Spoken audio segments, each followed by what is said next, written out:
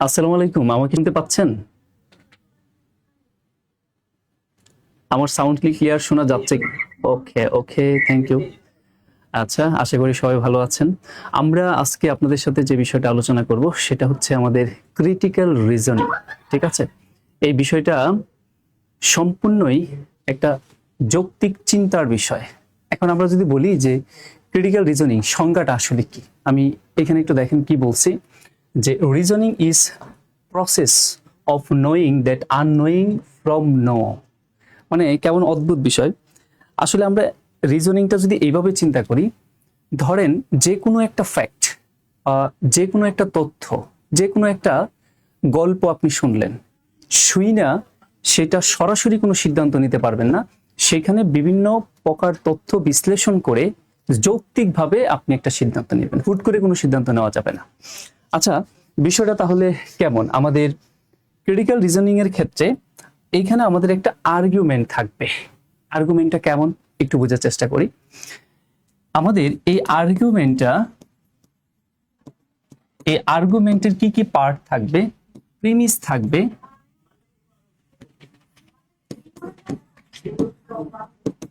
এক বা একাধিক প্রিমিস থাকবে, এটা এক বা একাধিক প্রিমিস হইতে পারে। প্লাস আমাদের এখানে একটা অ্যাসাম্পশন পরে আসি, আমাদের আলটিমেটলি একটা কনক্লুশন থাকবে। তাহলে খেয়াল করে দেখেন আপনার আর্গুমেন্টে কি থাকবে, এক বা একাধিক প্রিমিস থাকবে, আর কনক্লুশন শুধু একটাই থাকবে। এখন আপনার ওই প্রিমিস গুলোর উপর বেস করে আপনি সিদ্ধান্ত নেবেন। প্রিমিস মানে কি? প্রিমিস গুলো তো হতে পারে কোনো ফ্যাক্ট, মানে প্রিমিস কি হইতে পারে? প্রিমিস হতে পারে কোনো ডেটা, কোনো ফ্যাক্ট, আবার কোনো ইনফরমেশন হতে পারে, বা কোনো তথ্য থাকতে পারে ইত্যাদি। এখন সেই ডেটা, তথ্য, আবার পরিসংখ্যানও থাকতে পারে, কোনো স্ট্যাটিস্টিক থাকতে পারে। সেইগুলোর উপর আপনি ব্যাখ্যা বিশ্লেষণ করে একটা কনক্লুশন নেবেন। ওকে, এখন এটাকে আমরা এভাবেও চিন্তা করতে পারি যে প্রথমে প্রিমিস, দেন অ্যাসাম্পশন, মানে অ্যাসাম্পশন মানে ধারণা বা অনুমান, তারপরে লাস্টে কনক্লুশন। এখন খেয়াল করে দেখেন এইখানে আমার প্রিমিস এবং কনক্লুশন এই দুয়ের মধ্যে সেতু বন্ধন হিসেবে কাজ করবে হচ্ছে আপনার অ্যাসাম্পশন বা ধারণা। বিষয়টা কেমন? ধরেন আমি বললাম যে আমার ক্লাস গত 5 বছর যাবত যারা করছে তারা সকল এমসিকিউ পরীক্ষায় টিকছে। তাহলে এটা হচ্ছে আমার একটা এক বা একাধিক প্রিমিস এখানে আছে। এবার কনক্লুশনটা দিচ্ছি, আপনি যদি আমার ক্লাসে যুক্ত হন তাহলে আপনিও পরবর্তী সকল পরীক্ষায় এমসিকিউতে টিকবেন। দেখেন তথ্যটা কি, আমি বললাম বিগত 5 বছর যাবত আমার ক্লাস যারা করছে তারা প্রত্যেকে এমসিকিউ পরীক্ষায় টিকছে। সুতরাং আপনি যদি আমার ক্লাসে ভর্তি হন তাহলে আপনিও সামনের পরীক্ষাগুলোতে টিকবেন। এখন এই যে প্রিমিসটা আমি বললাম, 5 বছর যাবত যারা আমার ক্লাস করছে, 5 বছর যাবত ক্লাস করছে, তাই এখন আপনি যদি আমার ক্লাস করেন তাহলে আপনি পরবর্তী সকল পরীক্ষায় পাশ করবেন। এটা কি কোনো সত্য ঘটনা হইতে পারে? এটা কি মানে একদম নিশ্চিত ঘটনা? বলা যাবে যে হ্যাঁ অবশ্যই। এখন এটার সাথে আপনি মেলবন্ধন করবেন কনক্লুশনের সাথে। কনক্লুশনটা কি? আপনি পরীক্ষায় দিলে, আমার ক্লাস করার পর পরীক্ষা দিলেই পাশ করবেন। তাহলে আগামী 5 বছর যারা, গত 5 বছর যারা ক্লাস করছে, তাই বলেই আপনি আমার ক্লাসে ভর্তি হলে পরবর্তী পরীক্ষাগুলোতে পাশ করবেন, কিন্তু মাস্ট বি না। এটা হতেও পারে, নাও হইতে পারে। আপনি হুট করে বলা যাবে না যেটা আমি বলে দিলাম এটা আমার সত্য ঘটনাও নাও হইতে পারে। তাহলে প্রিমিসটা কি হইতে পারে? দেখেন প্রিমিসের যে বিষয়গুলো হইতে পারে সেইগুলা মাস্ট বি, তথ্যটা সত্যও হইতে পারে, তথ্যটা আপনার কাছে মিথ্যাও মনে হইতে পারে। যাই মনে হোক, আমার আর্গুমেন্টে যা বলবে তাকে আমি সর্বদাই সত্য বলে ধরে নিব। এই জন্য বলা হয় boss is always right critical reasoning এর ক্ষেত্রে। মানে বস যা বলছে তাই মানতে হবে। এখন যদি আমি বলি সূর্য পশ্চিম দিকে উদিত হয়, আপনাকে এইটা মেনে যাইতে হবে। আরেকটা বিষয় মাথায় রাখতে হবে, প্রিমিসের বাহিরে বা আর্গুমেন্টে যা বলছে তার বাহিরে আপনি আপনার জগৎ থেকে কোনো কিছু নিয়ে আসতে পারবেন না। খুবই ইম্পর্টেন্ট কথা। প্রশ্নে যে আর্গুমেন্টটা আছে এই আর্গুমেন্টের বাহিরে আপনি কোনো তথ্য নিজের মতো করে নিয়ে আসতে পারবেন না, খুব ইম্পর্টেন্ট বিষয়। আচ্ছা, এবার আমি বাকি আলোচনা আরো পরে বলতেছি। এবার আপনাদের একটু বলি যে এই ক্রিটিক্যাল রিজনিং গুলো কয় ধরনের হয়ে থাকে। মূলত দুই ধরনের, একটা হচ্ছে ডিডাকটিভ, আরেকটা হচ্ছে ইনডিডাকটিভ।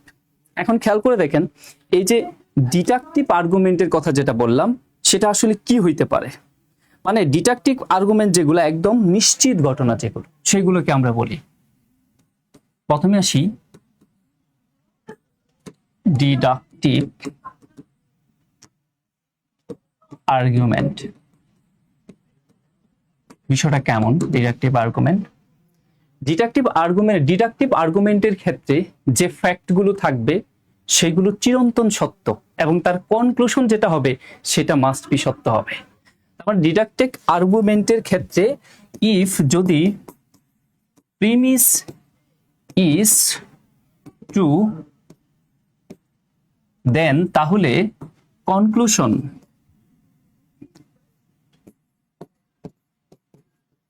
Conclusion must be true. এখন আমার এই কথা বুঝেন নাই, মানে আপনার যে প্রিমিসে যে কথাগুলো বলা আছে, যে ফ্যাক্টগুলো আছে, এগুলো চিরন্তন সত্য, তাই আপনার সিদ্ধান্ত যেটা নেবেন সেটাও সত্যই হইতে হবে, মাস্ট বি ট্রু হইতে হবে। বিষয়টা কেমন? আমরা যদি একটা উদাহরণ দিয়ে বলি, ধরেন আমাদের প্রথমে একটা উদাহরণ আছে ডিডাকটিভ আর্গুমেন্টের ক্ষেত্রে। এখানে কি বলছে একটু খেয়াল করেন। তারা এখানে বলতেছে যে সাম ক্যাটস আর ব্ল্যাক। খুবই ইম্পর্টেন্ট কথা। কিছু ক্যাট আপনি দেখলেন যে কি ব্ল্যাক, মানে কালো। আপনি দেখতেই পারেন, আপনার চোখের সামনে যা দেখছেন এই পর্যন্ত যত বিড়াল দেখছেন সব বিড়াল আপনি কালো দেখছেন। এটা কি মিথ্যা কথা নাকি? অবশ্যই সত্য কথা। এখন বলতেছে যে টমা হ্যাস, আচ্ছা আমাদের এটা ইনডিডাকটিভের হয়ে গেল, এটা হবে পরেরটা। আমরা ডিডাকটিভটা আগে দেখি, এটা হেডলাইনটা ভুল করে ফেলছে ওরা টাইপ করতে। এটা হবে ডিডাকটিভ আর্গুমেন্ট। তো এখানে দেখেন ডিডাকটিভ আর্গুমেন্টের প্রশ্নটা কেমন হবে। সাম ক্যাটস আর, আবার এখানেও সাম ক্যাটস নিয়ে আসছে ওরা। আচ্ছা বুঝছি, ওরা দুইটা জিনিস ভুল করে ফেলছে, আমি বলি। ধরেন আমি যদি এখানে উদাহরণ হিসেবে বলি ডিডাকটিভ আর্গুমেন্টের ক্ষেত্রে, ম্যান ইজ মর্টাল, মানে মানুষ মরণশীল। Socrates is a man, so Socrates is mortal. অথবা ধরেন আমি বললাম যে মানুষ মরণশীল, আমি একজন মানুষ তাই আমি মরণশীল। এখন দেখেন মানুষ মরণশীল এটা কি সত্য ঘটনা কিনা? 100% সত্য।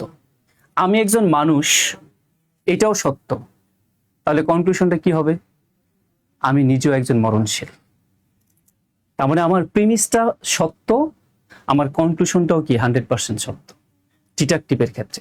আর ইনডিডাকটিভের ক্ষেত্রে কি হবে খেয়াল করে দেখেন। ইনডিডাকটিভের ক্ষেত্রে আমার আর্গুমেন্টটা সত্য নাও হতে পারে, আবার সত্য হতেও পারে। ঠিক একইভাবে আমার কনক্লুশনটাও ক্যান বি ট্রু, হতেও পারে নাও হইতে পারে। মানে ইনডিডাকটিভের ক্ষেত্রে আপনার কনক্লুশনটা আপনার সাপেক্ষে মনে হবে সত্য, প্রিমিসটা আপনার সাপেক্ষে সত্য মনে হবে, কিন্তু কনক্লুশনটা মাস্ট বি সত্য না, সেটা সত্য হইতে পারে মিথ্যাও হইতে পারে। বিষয়টা কেমন দেখেন, আমরা একটা উদাহরণের মাধ্যমে দেখি। সেটা হচ্ছে সাম ক্যাটস ব্ল্যাক। আমি বললাম যে কিছু ক্যাট আপনি দেখলেন সেটা হচ্ছে কি কালো। টমা হ্যাজ এ ক্যাট, তো টমা নামে একজন মেয়ের একটা বিড়াল আছে, সো তাই দ্য ক্যাট ইজ ব্ল্যাক। তাই নাকি তার বিড়ালটা কি কালো? আচ্ছা ভাই, কিছু বিড়াল কালো, তোমার একটা বিড়াল আছে তাই তার বিড়ালটাও কালো। বলেন এটা আপনার কাছে কি মনে হচ্ছে? এটা কি আমার সত্য কথা? আমার কনক্লুশনটা কি মাস্ট বি ট্রু যে কিছু বিড়াল কালো তাই আমার একটা বিড়াল আছে তাই আমার বিড়ালও কালো? এটা কি মাস্ট বি ট্রু বলা যাবে? বলেন তো। এটা মাস্ট বি বলা যাবে না। তাহলে আমার প্রশ্ন তো বলে দেওয়া আছে কিছু বিড়াল কালো তাই তোমার একটা বিড়াল আছে, দ্যাট মিন্স তোমার বিড়ালটাও কালো। বস ইজ অলওয়েজ রাইট বলা হয়েছিল না? প্রশ্নে যেটা বলবে সেটাই সত্য। এখন আপনাকে বলা হচ্ছে যে which of the following best describe the flow in the argument above. নিচের কোন অপশনটা বেস্ট সবচেয়ে ভালোভাবে ব্যাখ্যা দিচ্ছে, যার দরুন উপরের আর্গুমেন্টটা সত্য হয়ে যাচ্ছে? এবার আপনারা অপশনগুলো পড়েন তো। প্রশ্নটা কি? কিছু বিড়াল কালো, তোমার একটা বিড়াল আছে, তাই সেই বিড়ালটাও কালো। এখন প্রশ্ন করা হচ্ছে which of the following best describe, নিচের কোন অপশনটা সবচেয়ে ভালো ব্যাখ্যা দেয় the flow in the above argument. উপরের আর্গুমেন্টটা এটাকে সত্য বানায়া ফেলা হবে বা সত্য বলা যাবে নিচের কোন অপশনটা সত্য হইলে? বলেন তো। C number. তো সি নাম্বারে কি দেখি কি বলছে যে it's assume that black is the most common colour among all cats. Yes, fine, সুন্দর বলেছেন। আমি আপনাদের অসাধারণ একটা টিপস দিব এই ক্রিটিক্যাল রিজনিং এর ক্ষেত্রে। সেটা হচ্ছে, প্রথম কথা হলো আপনি সবকিছুকে জেনারেলাইজ করে ফেলবেন না। খুবই ইম্পর্টেন্ট একটা কথা। সবাই যেভাবে ভাবে আপনি সেভাবে ভাববেন না। এটা হবে আমার প্রথম কথা ক্রিটিক্যাল রিজনিং এর ক্ষেত্রে। দ্বিতীয় কথা, যেটা আপনার কাছে প্রাথমিক অবস্থায় যেটা উত্তর মনে হচ্ছে সেটাকে সবার আগে বাদ দিয়ে বলবেন এটা উত্তর না, অন্য কিছু। তার মানে আপনার কাছে যেটা মনে হচ্ছে সত্য সেটাকে আমার সবার আগে বাদ দিতে হবে। তাহলে আপনাদের কাছে মনে হয়েছে সত্য কোনটা? সি। তাহলে এটা আমরা কি করব?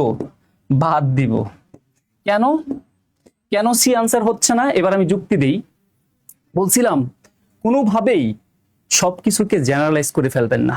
সবাই যেভাবে ভাবে আপনি সেভাবে ভাবতে যায়েন না, তাহলে ক্রিটিক্যাল রিজনিং এর আনসার খুঁজে পাবেন না। যেমন সবাই ভাবছে যেমন আপনিও ভাবছেন, তাই সি কিন্তু আনসার না।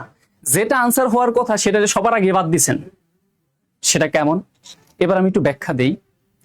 সাম cats are black, Thomas has a cat, so the cat is black. কিছু বিড়াল কালো, তার মানে আপনি এই পর্যন্ত যত বিড়াল দেখছেন সব কালো দেখছেন, তাই আপনি গিয়া দেখলেন যে তোমার কাছে একটা বিড়াল, সেই বিড়ালটাও কি কালোই দেখলেন। এবার আপনি বললেন জগতের সব বিড়ালই কালো, এমন মনে হবে আপনার কাছে। তাহলে দেখেন, আমি যদি এই সামের জায়গায় এমন একটা ওয়ার্ড নিয়ে আসি, যে ওয়ার্ডটা নিয়ে আসলে এই আর্গুমেন্টটা মাস্ট বি টু হয়ে যায়, কেমন হইতে পারে? ধরেন আমি এই সামের জায়গায় যদি সাম না বলে এখানে আমি যদি বলি যে এভরি অথবা ওল, এভরি ক্যাটস অথবা অল ক্যাটস আর ব্ল্যাক, জগতে যত ক্যাট আছে সব ব্ল্যাক, তোমার একটা ক্যাট আছে তাই তোমার ক্যাটটাও ব্ল্যাক। এই এটা কি মিথ্যা মনে হচ্ছে? এখন বলেন, কথা বলতে হবে। অন্যরা এবার বলেন, নিজেকে খুব বোকা বোকা লাগছে না? হ্যাঁ, এই জন্য ক্রিটিক্যাল রিজনিং আসলে চাকরি পরীক্ষার ক্ষেত্রে খুব দরকার। আপনার সিদ্ধান্ত নেওয়ার জন্য আপনি যৌক্তিকভাবে সিদ্ধান্ত নিতে পারেন কিনা, ভাই আপনি সবকিছুকে জেনারেলাইজ করে ফেলেন কিনা। দেখেন আপনারা প্রথমেই একটা হুচুট খাইলেন, কিন্তু তার মানে আপনার কাছে মনে হয়েছিল এটা মনে হয়েছিল যে এটা কোনোদিনই উত্তর হইতে পারে না। মজার ব্যাপার হলো এইটাই উত্তর, every cats are black. Sir মানে এখানে কি তাহলে আমরা আর্গুমেন্ট যেটা সেটাকে আমরা মাস্ট বি ট্রু মেনে এক্স্যাক্টলি। আমি বললাম যে মিস্টার রহিম খারাপ। আমি প্রশ্ন করতে আমি বললাম মিস্টার রহিম খারাপ। আপনি জানেন যে মিস্টার রহিমের মতো ভালো লোক এই দুনিয়াতে নাই, কিন্তু আমি বলছি প্রশ্ন করতে মিস্টার রহিম খারাপ, তাহলে আপনাকেও ভাবতে হবে খারাপ। এইবার ওই খারাপটাকে, সে যে আসলেই খারাপ সেটা প্রমাণ করার জন্য আমার কিছু নিচে ইনফরমেশন থাকবে, আপনি সেই ইনফরমেশনের আলোকে সেটা প্রমাণ করবেন। এক। দ্বিতীয় আরেকটা জিনিস আসেন, আপনার যে আর্গুমেন্ট থাকবে আপনার কাছে, আপনি যে জিনিসগুলো অ্যাভয়েড করবেন এই ক্রিটিক্যাল রিজনিং সলভ করার জন্য, যে জিনিসগুলোকে আপনি সবসময় মাথায় রাখবেন সেটা হচ্ছে আর্গুমেন্টের বাহিরে যাওয়া যাবে না। মানে আর্গুমেন্টে যা বলছে তার ভিতরে থেকে আনসার করতে হবে। তার মানে আপনি সবচেয়ে ভালো হয় কি ইলিমিনেশন প্রসেস, মানে আপনি কি করবেন, অপশনগুলো বাদ দিয়ে যাবেন। তাহলে কিভাবে অপশন বাদ দিতে পারবেন? আর্গুমেন্ট রিলেটেড কোনো কথা যদি অপশনে না থাকে সেগুলো বাদ দিতে হবে। এখন ধরেন এইখানে ক্যাটস রিলেটেড কথা আছে, এখন এইখানে যদি আমি ক্যাট না নিয়ে এসে টাইগার নিয়ে কথা বলি বা অন্য কিছু নিয়ে কথা বলি, এগুলো কি আমার আর্গুমেন্টের বাহিরের তথ্য না? এইরকম জিনিস খুঁজে খুঁজে আগে বাদ দিয়ে দিতে হবে। আর্গুমেন্টের বাহিরে কোনো তথ্য আসলেই সেটা বাদ দিয়ে দিতে হবে। ক্রিটিক্যাল রিজনিং এর খুব গুরুত্বপূর্ণ একটা বিষয়। এবার আপনি ধরেন যে প্রিমিস গুলো কিভাবে চিনবেন। আপনার প্রিমিসের ক্ষেত্রে দেখবেন যে অনেক সময় বলা থাকবে অ্যাজ এ রিজাল্ট, তারপরে ফর এক্সাম্পল এই সকল তথ্য থাকবে। আর সহজে আপনি কনক্লুশনটা যেভাবে চিনতে পারবেন সেটা হচ্ছে ধরেন দাস মানে অতএব, সো এই জাতীয় কিছু থাকলে আপনি কনসিকুয়েন্টলি এই জাতীয় কিছু থাকলে সেটাই বুঝবেন যে কনক্লুশন, অথবা এমনিতেই কনক্লুশন বোঝা যায়, সমস্যা নেই। তাহলে আমরা মনে হয় এতটুকু বুঝতে পারলাম যে আর্গুমেন্টের বাহিরে যাওয়া যাবে না। আমার কাছে যেটা মনে হচ্ছিল প্রশ্নের উত্তর সেটাকে একটু বাদ দিয়ে অন্যগুলোও চিন্তা করতে হবে। তারপরে যদি মনে হয় যে না আমি যেটা ভাবছিলাম সেটাই উত্তর, সেটাই ধরতে হবে। প্রথমটাই দেখে আনসার করা যাবে না, 5টা অপশনে পড়তে হবে। দ্বিতীয় কথা হলো আমার এই আর্গুমেন্টের বাইরে তথ্য আসবে না, সেটা বললাম। আরেকটা কথা হচ্ছে কোনোভাবে জেনারেলাইজ করে ফেলা যাবে না, মানে কোনো তথ্যকে সবাই যেভাবে ভাবে আপনার সেভাবে ভাবা যাবে না। ওকে, এবার আমরা প্রশ্নে আসি। আমরা বুঝতে পারছি ডিডাকটিভ এবং ইনডাকটিভ আর্গুমেন্ট আমার ক্রিটিক্যাল রিজনিং গুলো কেমন হয়। এবার আমি কিছু প্রশ্ন দেখবো। আজকে আমরা যে প্রশ্নগুলো আলোচনা করব, ক্রিটিক্যাল রিজনিং এর ক্ষেত্রে আমার প্রশ্ন হতে পারে কনক্লুশন প্রশ্ন, আমার ইনফারেট বা ইনফারেন্স করতে বলা হয় এই ধরনের প্রশ্ন হতে পারে, আমার সেখানে স্ট্যান্ডেন, উইকনেস, প্যারাডক্স এই টাইপের প্রশ্ন হতে পারে। আমরা আজকে শুধু আলোচনা করব এখানে কনক্লুশন আলোচনা হবে, ইনফারেট আলোচনা হবে, আর কিছু অ্যাজাম্পশন প্রশ্ন আলোচনা করা হবে, এই টাইপের কোশ্চেনগুলো। আর পরবর্তীতে আমরা আরো একটা ক্লাস নিব এই ক্রিটিক্যাল রিজনিং এর উপর, সেখানে আমরা উইকনেস, স্ট্যান্ডেন, প্যারাডক্স এই জিনিসগুলো আলোচনা করব।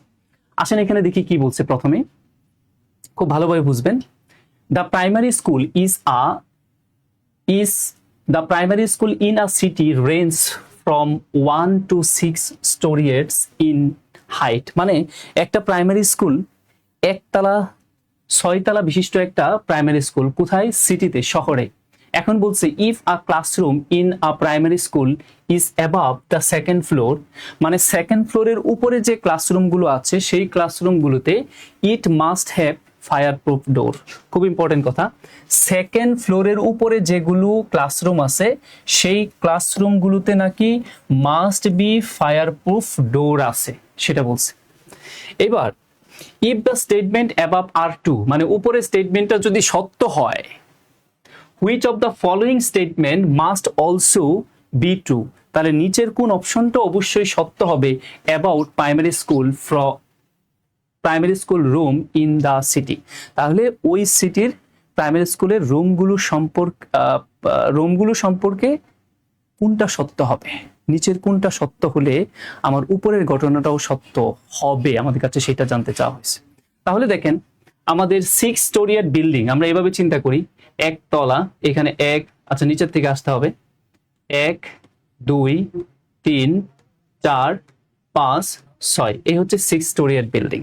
ফাইন। এখন তারা বলতেছে যে if a classroom in a primary school is above the second floor, মানে সেকেন্ড ফ্লোরের উপরে যে ক্লাসরুমগুলো আছে সেইগুলোতে নাকি ফায়ার প্রুফ ডোর আছে। তাহলে সেকেন্ড ফ্লোরের উপরে কোনগুলো বলেন তো? সেকেন্ড ফ্লোরের উপরে কয় তলা থেকে শুরু হবে?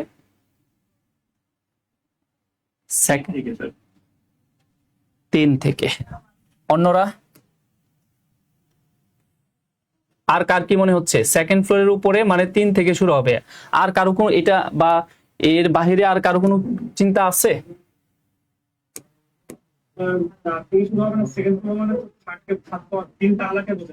আচ্ছা, তাহলে শুরুটা হবে কোথা থেকে? সেকেন্ড ফ্লোরের উপর থেকে যে ক্লাসরুমগুলো আছে সেখানে ফায়ার প্রুফ ডোর আছে। তাহলে একজনে বললো যে 3 তলা থেকে শুরু হবে। তাহলে অন্যরা আরো কেউ আছেন কিছু বলার? আচ্ছা, কেউ কেউ বললো 4 তলা থেকে শুরু হবে। এবার আসি আমরা ব্যাখ্যায়। সেটা হচ্ছে বাই ইন্টারন্যাশনাল কাউন্টিং অনুযায়ী আমরা যেটাকে একতলা বলছি সেটা হচ্ছে ফার্স্ট ফ্লোর, আর আমরা যেটাকে বেসমেন্ট বলি, মানে নর্মালি যেটা একতলা 2 তলা, আমরা যেটাকে বেসমেন্ট মনে করি সেটা হচ্ছে গ্রাউন্ড ফ্লোর। তার মানে 2 তলা যেটা আমরা মনে করি সেটা আসলে একতলা। লিফটের কাউন্টিং যদি দেখেন তাহলেই সহজে বোঝা যায়। তার মানে সেকেন্ড ফ্লোরের উপরে মানে হলো 3 তলার উপরে, তার মানে 4 তলা থেকে শুরু হবে। তাহলে 4 তলা থেকে 5 তলা এবং 6 তলা এইগুলোতে যে ক্লাসরুমগুলো আছে সেইখানে must be fire proof door আছে। তাহলে বলেন তো 3 থেকে 1 পর্যন্ত যেগুলো সেইগুলোতে যে ক্লাসরুমগুলো আছে সেইখানে ফায়ার প্রুফ ডোর আছে কি নেই বলেন তো, কোনটা হবে? নেই। নেই, নেই।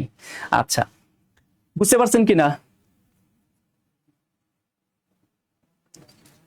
আমার সাথে একটু কথা বলেন, আজকে কথা বলতে হবে। বুঝতে পারছেন? বুঝতে পারছি। আপনারা আবারও ভুল করছেন। কেন ভুল করছেন জানেন? আপনারা তথ্যটাকে জেনারেলাইজ করে ফেলছেন। সবাই যেভাবে ভাবে এইবারও আপনি সেইভাবেই ভাবলেন। ভাই আমাকে বলেন তো, 1, 2, 3 এই ফ্লোরগুলোতে ফায়ার প্রুফ ডোর নেই সেটা কোথায় বলে দিছে? তারা জাস্ট এইটা বলছে সেকেন্ড ফ্লোরের উপরের ফ্লোরগুলোতে must be fire proof door আছে। আর নিচে যেগুলা ক্লাসরুম আছে সেগুলোতে থাকতেও পারে নাও থাকতে পারে। তাহলে আপনি নাই, আপনি যে বললেন নাই, তার মানে কি মাস্ট বি নাই? মাস্ট বি নাই কোথায় বলছে? এই এই বুঝছেন মানে? বলেন বলেন বলেন।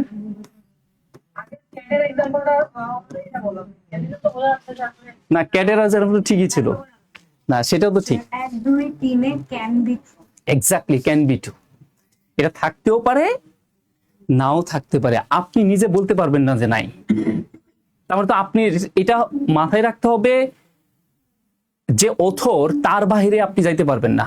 তার মানে আপনি যে বলে দিলেন নাই, তার মানে কি এটা আপনার সিদ্ধান্ত না? আপনি তো ওই আর্গুমেন্টের যে ফ্যাক্ট, যে অথর তার বাহিরে চলে গেছেন আপনি।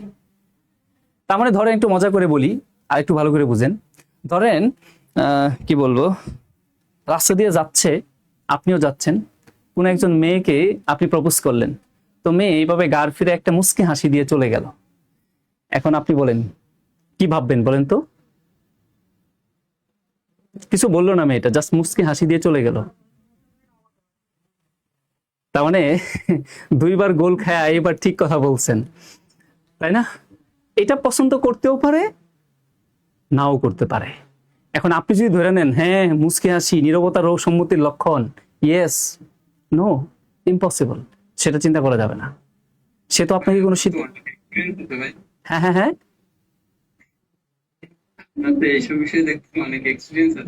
এই আপনি যে, আমিও তো সেই, আপনি যা চান আমিও তো তাই চাই। হ্যাঁ, ওকে।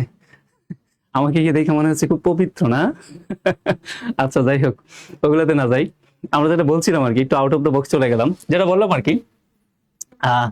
সুতরাং আমি এটা চিন্তা করতে পারবো না, তার মানে না বলে দেওয়া মানে আপনি বাইরে চলে যাওয়া। এবার আসেন তো, আপনি অপশনটা পড়েন তো, কোন অপশনটা পড়ে আপনার মনে হয়েছে যে উপরের আর্গুমেন্টটা যা বলছে তা যথার্থ বা সত্য, যে সেকেন্ড ফ্লোরের উপরে যে ফ্লোরগুলো আছে সেই ফ্লোরগুলোতে যে ক্লাসরুমগুলো আছে সেগুলোতে must be fire proof door আছে। তাহলে কোন অপশনটা পড়ে আপনার মনে হয়েছে যে এই আর্গুমেন্টটাকে সত্য বলে গণ্য করা যাবে?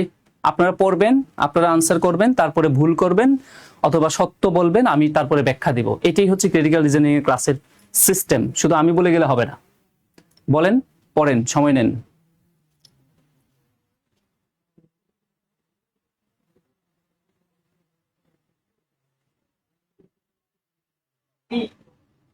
বি। আচ্ছা, যে যা বলবেন আমি লিখলাম। একজনে বললো বি, তাই না? আচ্ছা বি। আচ্ছা ডি, ডি, ডি। ওকে, কমেন্টসেও লিখতে পারেন, সমস্যা নেই।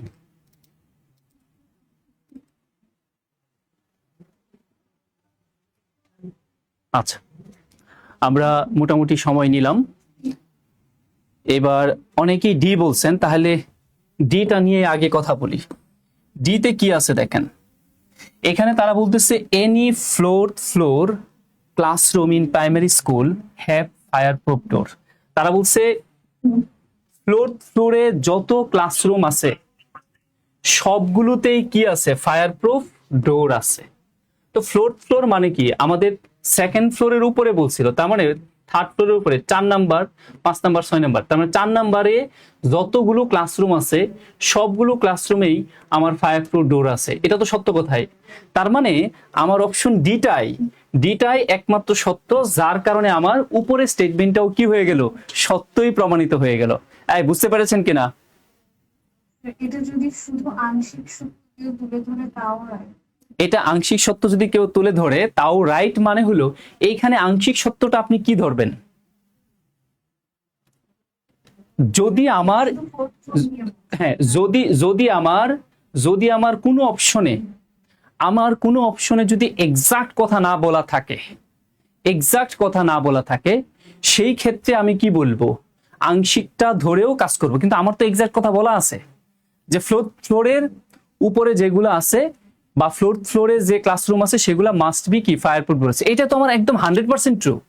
এখন যদি কোনোটাই বলা না থাকতো, ফ্লোর বা 5 বা 6, তখন আমি আবার ক্যান বি দিয়া বলতে পারতাম যে সেকেন্ড ফ্লোরেও যেগুলো আছে সেগুলোও কি ফায়ারপ্রুফ ডোর আছে। তার মানে সেটা থাকতেও পারে, নাও থাকতে পারে। কিন্তু আমার যদি এক্স্যাক্টলি আনসার দেওয়া থাকে তাহলে কি আমরা ওইগুলোতে যাব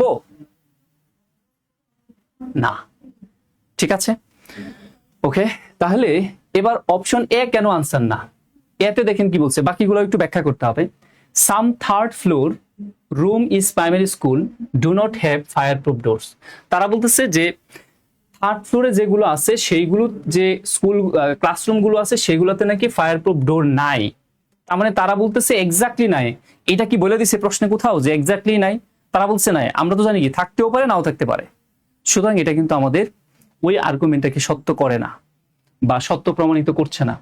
option B, no second floor classroom in primary school have fireproof door. Second ফ্লোরে নাকি কোনো যে ক্লাসরুম গুলো আছে সেগুলোতে কি নাই, ফায়ারপ্রুফ ডোর নাই তারা বলতেছে। এটা থাকতেও পারে, নাও থাকতে পারে। ওই যে আংশিক সত্য হিসেবে যে কথা বলছিলেন আমরা কিন্তু সেটা হিসেবে ধরতে পারি, কিন্তু তার চেয়েও যদি আমার শক্তিশালী কোনো উত্তর থাকে তাহলে আমি এটা কেন নেব? বোঝা গেল? তার চেয়েও শক্তিশালী উত্তর কিন্তু ডিতে ছিল, তাই আমি এটাও নিতে পারছি না। এবার সিতে দেখেন, in primary school room above the second floor that are not classroom do not have fireproof. ক্লাসরুমও নাই, ফায়ারপ্রুফ ডোরও নাই। ঠিক আছে, তার মানে এইটাও কিন্তু আমার ওইটাকে সত্য করে না। এক্স্যাক্টলি সত্য করছে হচ্ছে এইটা, any floor classroom in primary school have fireproof door. Class fourth ফ্লোরের উপরে বা ফোর্থ ফ্লোরের মধ্যে যে ক্লাসরুম গুলো আছে সেগুলো তো অবশ্যই ফায়ারপ্রুফ ডোর আছে। দ্যাট মিনস এটি আমাকে আনসার হিসেবে নিতে হবে। আসেন আমরা পরে আরেকটা দেখি। if your radio was made after 1972, মানে আপনার কাছে যে রেডিওটা আছে এটা যদি 1972 এর পরে তৈরি হয়ে থাকে, ইট হ্যাজ স্টেরয়েড ফিচার, তাহলে এটার মধ্যে একটা স্টেরয়েড ফিচার আছে। The statement above can be deduce logically, তাহলে উপরের যে স্টেটমেন্টটা আছে সেটাকে আপনি যৌক্তিকভাবে প্রমাণ করতে পারবেন from which of the following statement, নিচের কোন স্টেটমেন্টটা দিয়া।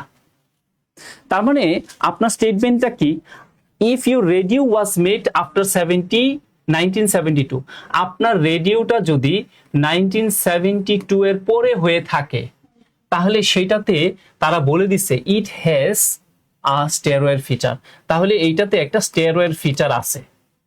ঠিক আছে, এখন বলতেছে যে উপরের স্টেটমেন্টটা আপনার যৌক্তিকভাবে প্রমাণ করা যাবে নিচের কোন স্টেটমেন্টটা দিয়া, নিচের কোন অপশনটা দিয়া। তাহলে আপনি একটু ভেবে দেখেন প্রশ্নটা কি। 72 এর পরে তৈরি হয়েছে, তাহলে ওইগুলাতে স্টেরয়েড ফিচার আছে। এখন বলেন তো, স্টেটমেন্টটা কি আমরা তো এভাবে এক্স্যাক্টলি বলতে পারবো না যে 1972 সালের পরেই তো আগে তো তৈরি হতে পারে।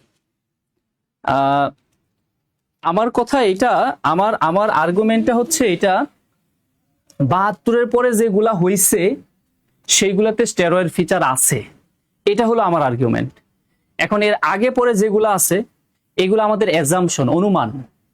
এখন আমি অপশনগুলো পরে দেখি যে এই কোন অপশনটা এক্স্যাক্টলি সত্য হইলে আমার উপরে স্টেটমেন্টটা সত্য হইতে পারে।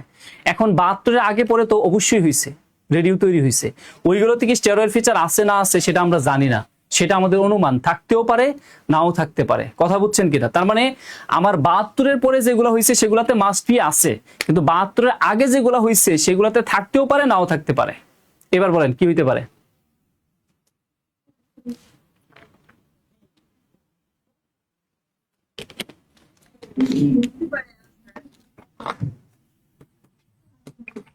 বি বলছেন, ডি বলছেন, যে যা বলার বলতে থাকেন, সমস্যা নেই, তারপরে ব্যাখ্যা দিব।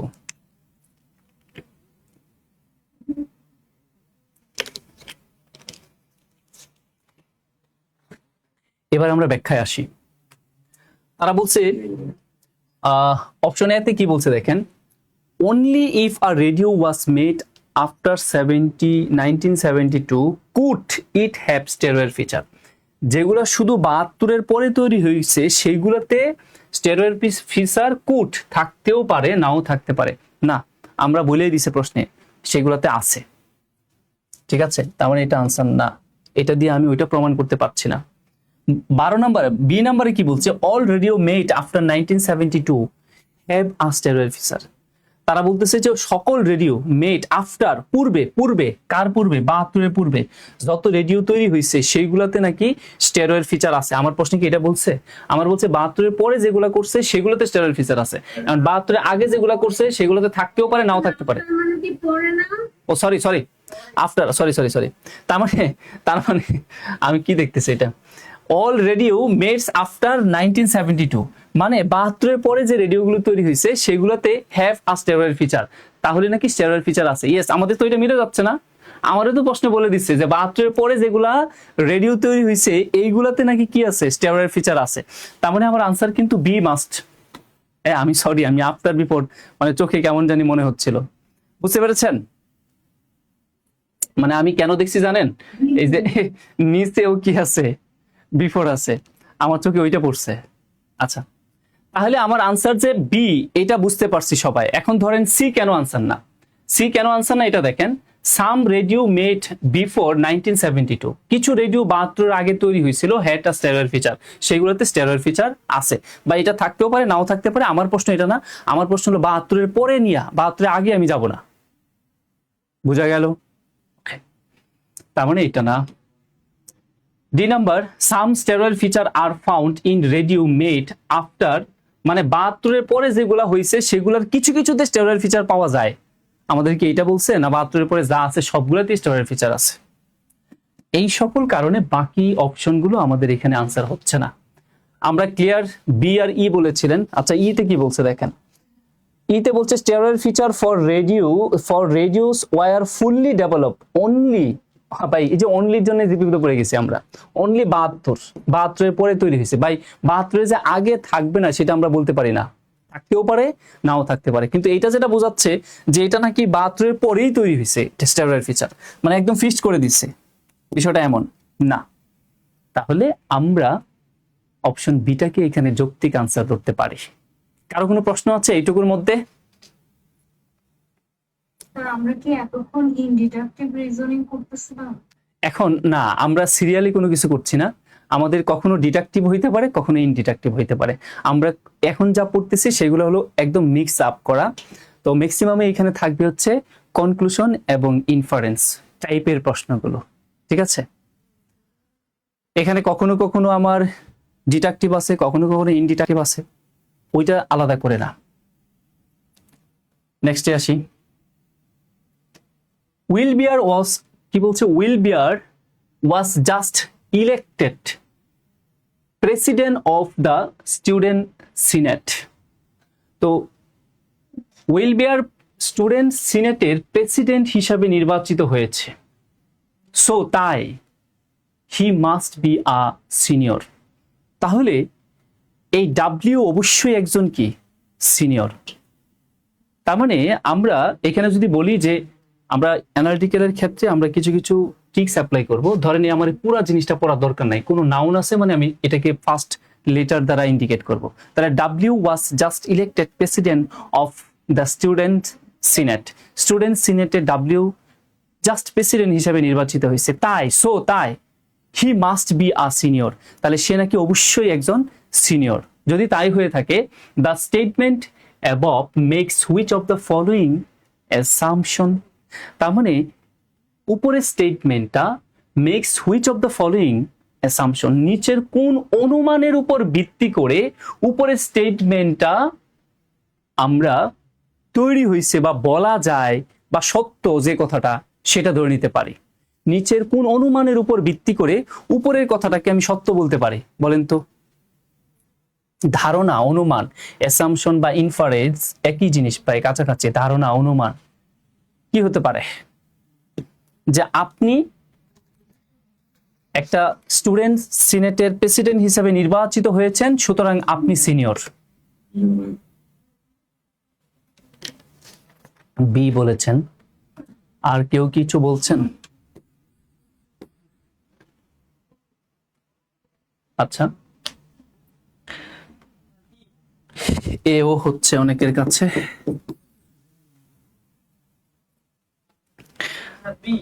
B, fine. এবার তাহলে আমরা ব্যাখ্যায় আসি। ডি। আবার ডিও হয়েছে, আর লাগবে না, আমার হয়ে গেছে। 3টা হইলে আর লাগে না, ঠিক আছে? 3টার মধ্যে একটা আনসার আছে, চলেন আমরা সেটা দেখি। কোনটা আগে দেখবো? কার কি মনে হচ্ছে যে এইটা আগে ব্যাখ্যা দেই? আচ্ছা, শেষে বি আগে দেখুন। বি আগে দিব না? বি কি, বি কি বলছে দেখেন। বি কি? বি হচ্ছে অনলি টু। তাহলে অনলি টু তে কি আছে? টু মানে হলো এটা, only senior can be president of the student senate. শুধুই শুধুই ওই সিনেটের প্রেসিডেন্ট যে হতে পারবে তারা কেবল সিনিয়র যারা, তারাই হইতে পাবে। ওই মনে করে দেখেন তো, আমরা ইনডাকটিভ আর্গুমেন্টের বলছিলাম যে কিছু বিড়াল কালো, তোমার একটা বিড়াল আছে তাই বিড়ালটা কালো। ঠিক এটাও কিন্তু তাই। এখানে অনলি সিনিয়ররাই যদি এখানে প্রেসিডেন্ট হিসেবে নির্বাচিত হয়, তাহলেই কেবল এই যে ডাব্লিউ প্রেসিডেন্ট হিসেবে নির্বাচিত হয়েছে তাই তাকে সিনিয়র বলা যাবে। তা এই টাইপের কোয়েশ্চেনগুলো আপনার আনসার করার সবচেয়ে সহজ হয়ে কি, অনলি যদি থাকে তাহলে আপনি বলতে পারবেন অনলি রিলেটেড যেগুলো সেগুলো অ্যান্সার হবে। এখন তো ভাই অনলি অনেকগুলো আছে, এখন অনলির ব্যাপার আরো কি আছে? অনলি ওইখানে সিনিয়র হইতে হবে, সিনিয়র কথাটাও থাকতে হবে।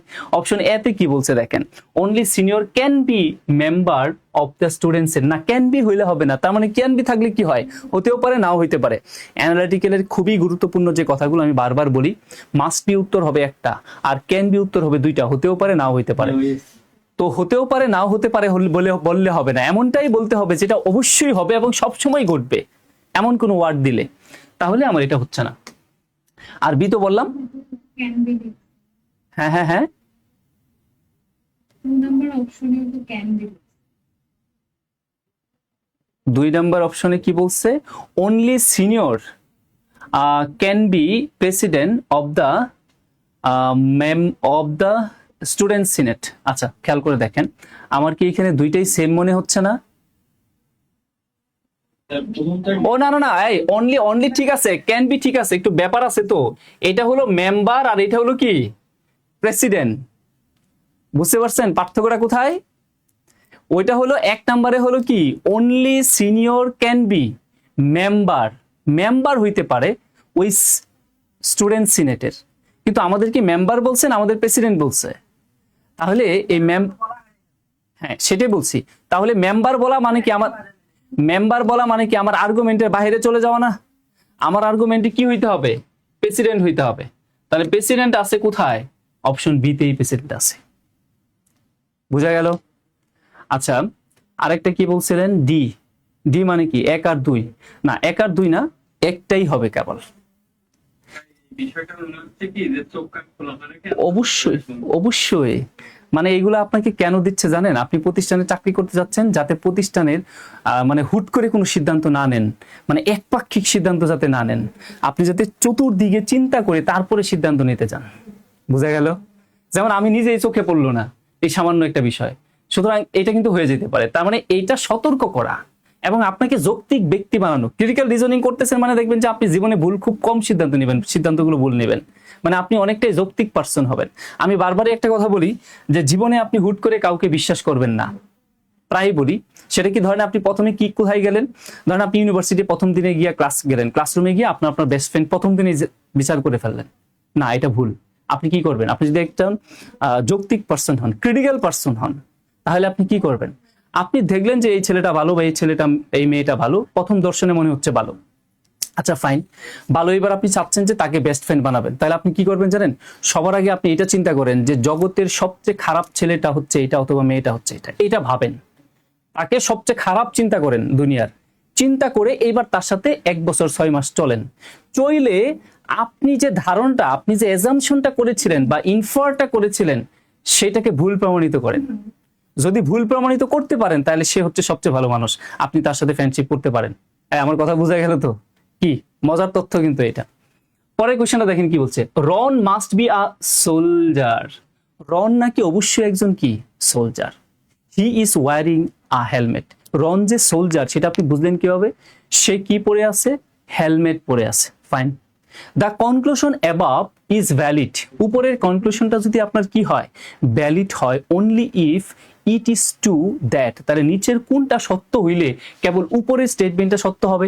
তার মানে কোন অপশনটা হইলে, কোন অপশনটাকে আমি কনক্লুশন হিসাবে নিলে উপরের স্টেটমেন্টটাকে আমি সত্য প্রমাণ করতে পারবো? বলেন কি হইতে পারে? অ্যান্সার সি হবে স্যার। আনসার সি হবে। অন্যরা?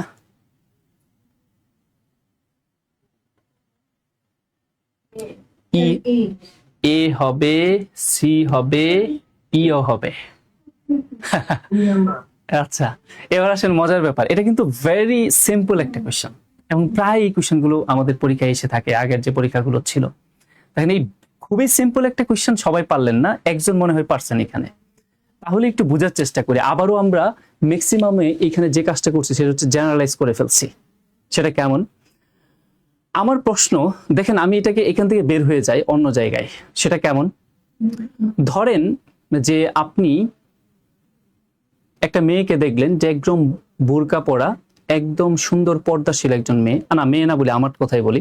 ধরেন আপনি একটা ছেলেকে দেখলেন যে সে পাঞ্জাবি পরা, মাথায় টুপি, মুখে দাড়ি। এখন আপনার সাথে একজন বন্ধু ছিল, আপনি আপনার বন্ধুরে বললেন, দোস্ত এই ছেলেটা 5 ওয়াক্ত নামাজ পড়ে, তার মুখে দাড়ি, মাথায় টুপি, গায়ে পাঞ্জাবি। এই জিনিসটা দেখে আপনি আপনার বন্ধুকে বললেন, দোস্ত এই লোকটা 5 ওয়াক্ত নামাজ পড়ে। এখন আপনার বন্ধু চিন্তা করবে, আপনার বন্ধু সরাসরি মাইনা নিবে না। আচ্ছা কিভাবে সম্ভব? এই লোকটা সে বললো যে মাস্ট বি 5 ওয়াক্ত নামাজ পড়ে। তখন সে কিছু অনুমান করবে, অ্যাজাম্পশন করবে। প্রিমিস এবং কনক্লুশনের মধ্যে সেতু বন্ধন হিসাবে সে কিছু অ্যাজাম্পশন, কিছু অনুমান, কিছু ধারণা করবে। ধারণা করে এটাকে যৌক্তিকভাবে প্রমাণ করার চেষ্টা করবে। তখন সে চিন্তা করবে, কি কি চিন্তা করতে পারে? আচ্ছা, সে চিন্তা করতে পারে যে কেন অনেকের তো দাড়ি মুছ নাই, শার্ট পরে, তাও তো 5 ওয়াক্ত নামাজ পড়ে। আবার অনেকের তো মানে এই লেবাস গুলো আছে, তাও তো নামাজ পড়ে না। কিভাবে বললো সম্ভব? তাহলে আপনি এটা হয়তো চিন্তা করতে পারেন, তার মানে আমার বন্ধু মনে হয় এইটাই জানে বা এইটাই হইতে পারে, সে যত দেখছে যে দাড়িমুছ এবং টুপি পরা মানুষ নামাজ পড়ে, এছাড়া আর কিছু সে দেখে নাই, শুধু এইগুলোই দেখছে, তাই এই টাইপের মানুষ দেখলেই সে বলে কি 5 ওয়াক্ত নামাজ পড়ে। তার মানে কি এখানে একটা জিনিস আসছে, মাস্ট বি এর বিপরীতে আরেকটা জিনিস আসছে, সেটা হচ্ছে অনলি। তার মানে কেবল এই পাঞ্জাবি টুপি পরে মানুষগুলাই 5 ওয়াক্ত নামাজ পড়ে, তাই সে এরকম কোনো মানুষ দেখলেই বলতেছে সে কি ওই লোকটাও 5 ওয়াক্ত নামাজ পড়ে। যৌক্তিক কিন্তু। অথবা ধরেন আপনি বললেন যে, বা ধরেন একটা অ্যাপ্রন পরা আছে একজন মেয়ের গায়ে, তখন দেখেই বলে দিলেন, দোষ উনি কিন্তু নার্স। তখন সে কি চিন্তা করবে? তখন এই আর্গুমেন্টের সাথে, এই প্রিমিস গুলোর সাথে এবং কনক্লুশন, প্রিমিস কি গায়ে অ্যাপ্রন পরা, কনক্লুশন কি সে একজন নার্স, এই দুইটার সাথে অ্যাজাম্পশন দিয়ে মিলবন্ধন তৈরি করবে। সেটা কি? ও আচ্ছা, তার মানে মনে হয় শুধুই নার্সরাই অ্যাপ্রন পরে, ভাই অন্য কিছু তো হইতে পারে, অ্যাপ্রন তো অনেকেই পরে, কিন্তু এই ম্যাথের সাপেক্ষে কি ভাই, এই আর্গুমেন্টের বাইরে যাওয়া যাবে না। এই আর্গুমেন্টের সাপেক্ষে আপনাকে এই ধারণাটাই করতে হবে, এই অ্যাজাম্পশনটাই করতে হবে যে অনলি নার্সরাই কি পরে, অ্যাপ্রন পরে। তার মানে রন একজন সোলজার, সে মাথায় হেলমেট পরে রাখছে।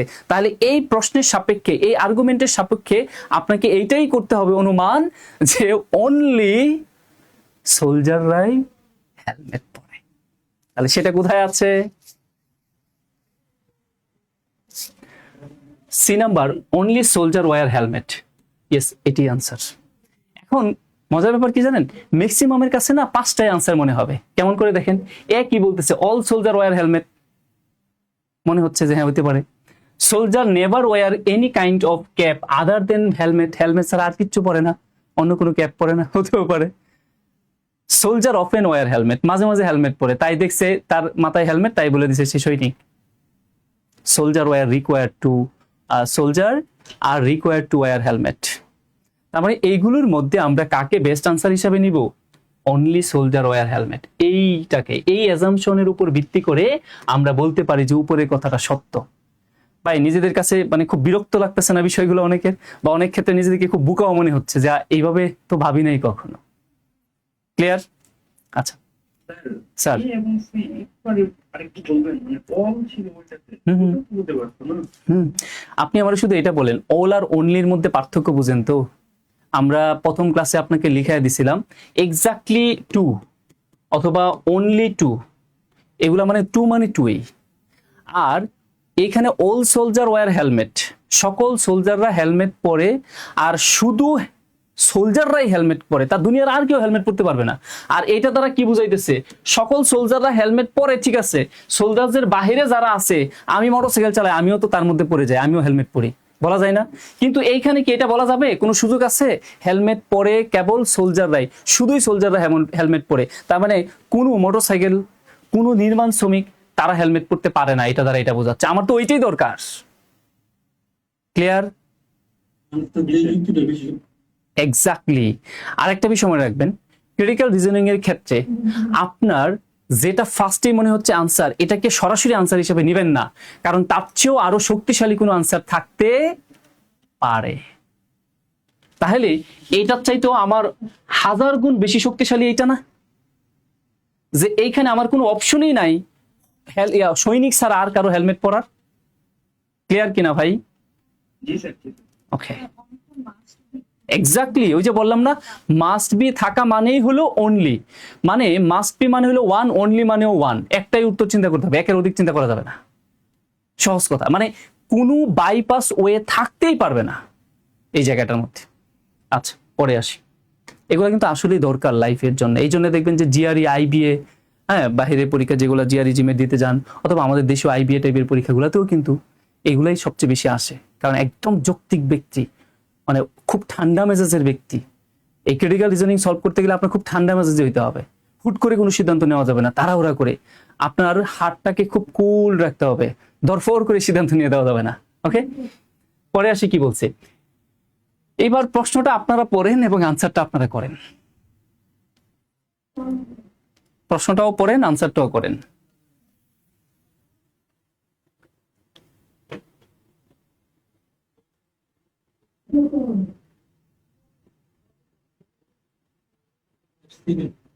সি। হবে answer?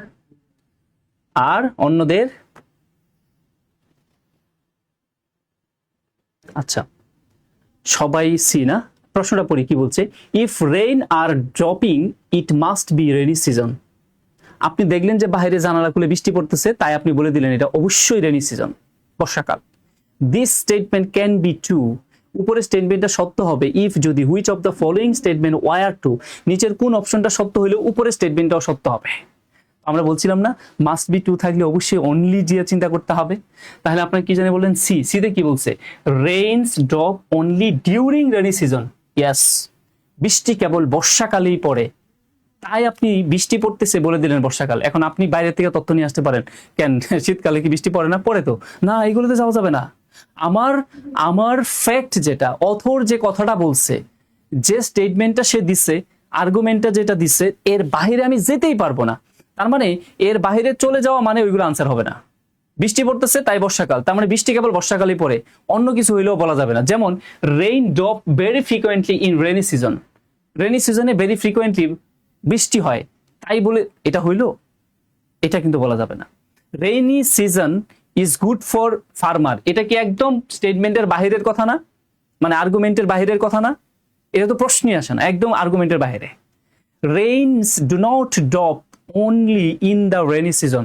শুধু বর্ষাকালেই বৃষ্টি পড়ে না, না আমার তো ভাই বলতেছে বৃষ্টি পড়তেছে বর্ষাকাল, তার অবশ্যই সেটা বর্ষাকাল হইতে হবে, তার মানে এগুলো আসতে পারবে না। During rainy season rain make a storm. বর্ষাকালে কি হয়? স্টুম হয়। বা এইগুলা তো আমার একদম গল্পেরই বাহিরে। ঠিক আছে, ওকে, পরে আসি।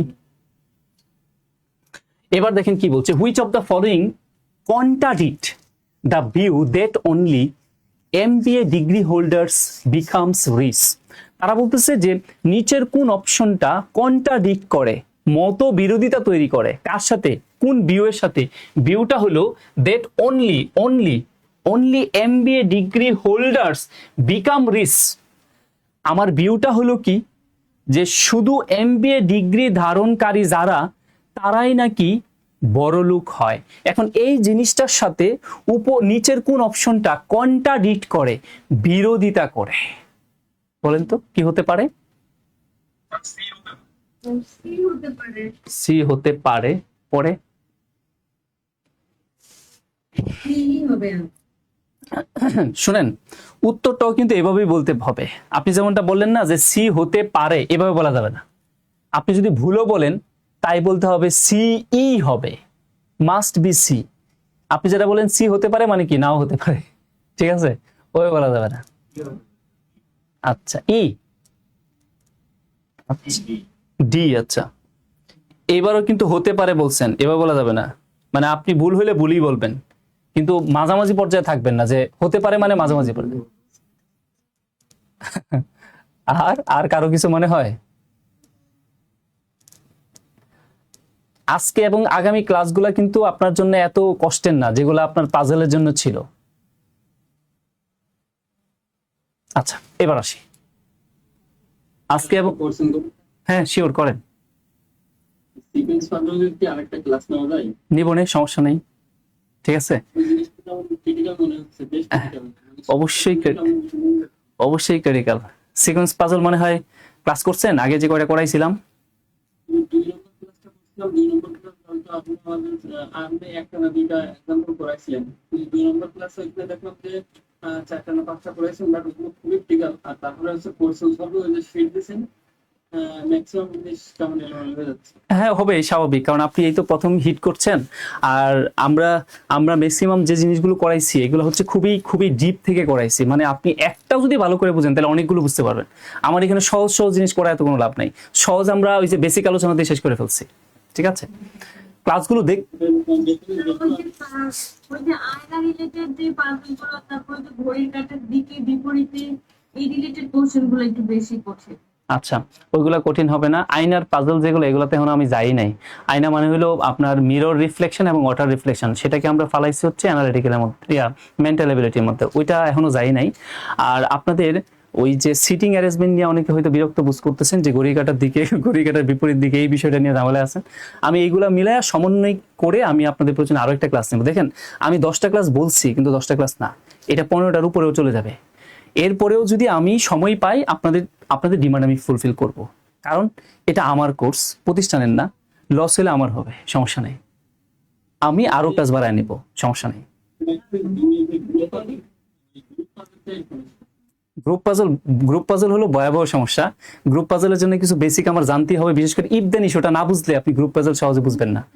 আমি গ্রুপ পাজল নিব না, সমস্যা নেই। আমি একটা গ্রুপ পাজল, একটা সিকোয়েন্স পাজল, একটা সিটিং পাজল এবং আর কি আছে ম্যাপ পাজল, লিঙ্কিং পাজল, এগুলো মিলে একটা ক্লাস নিব না, সমস্যা নেই, ঠিক আছে।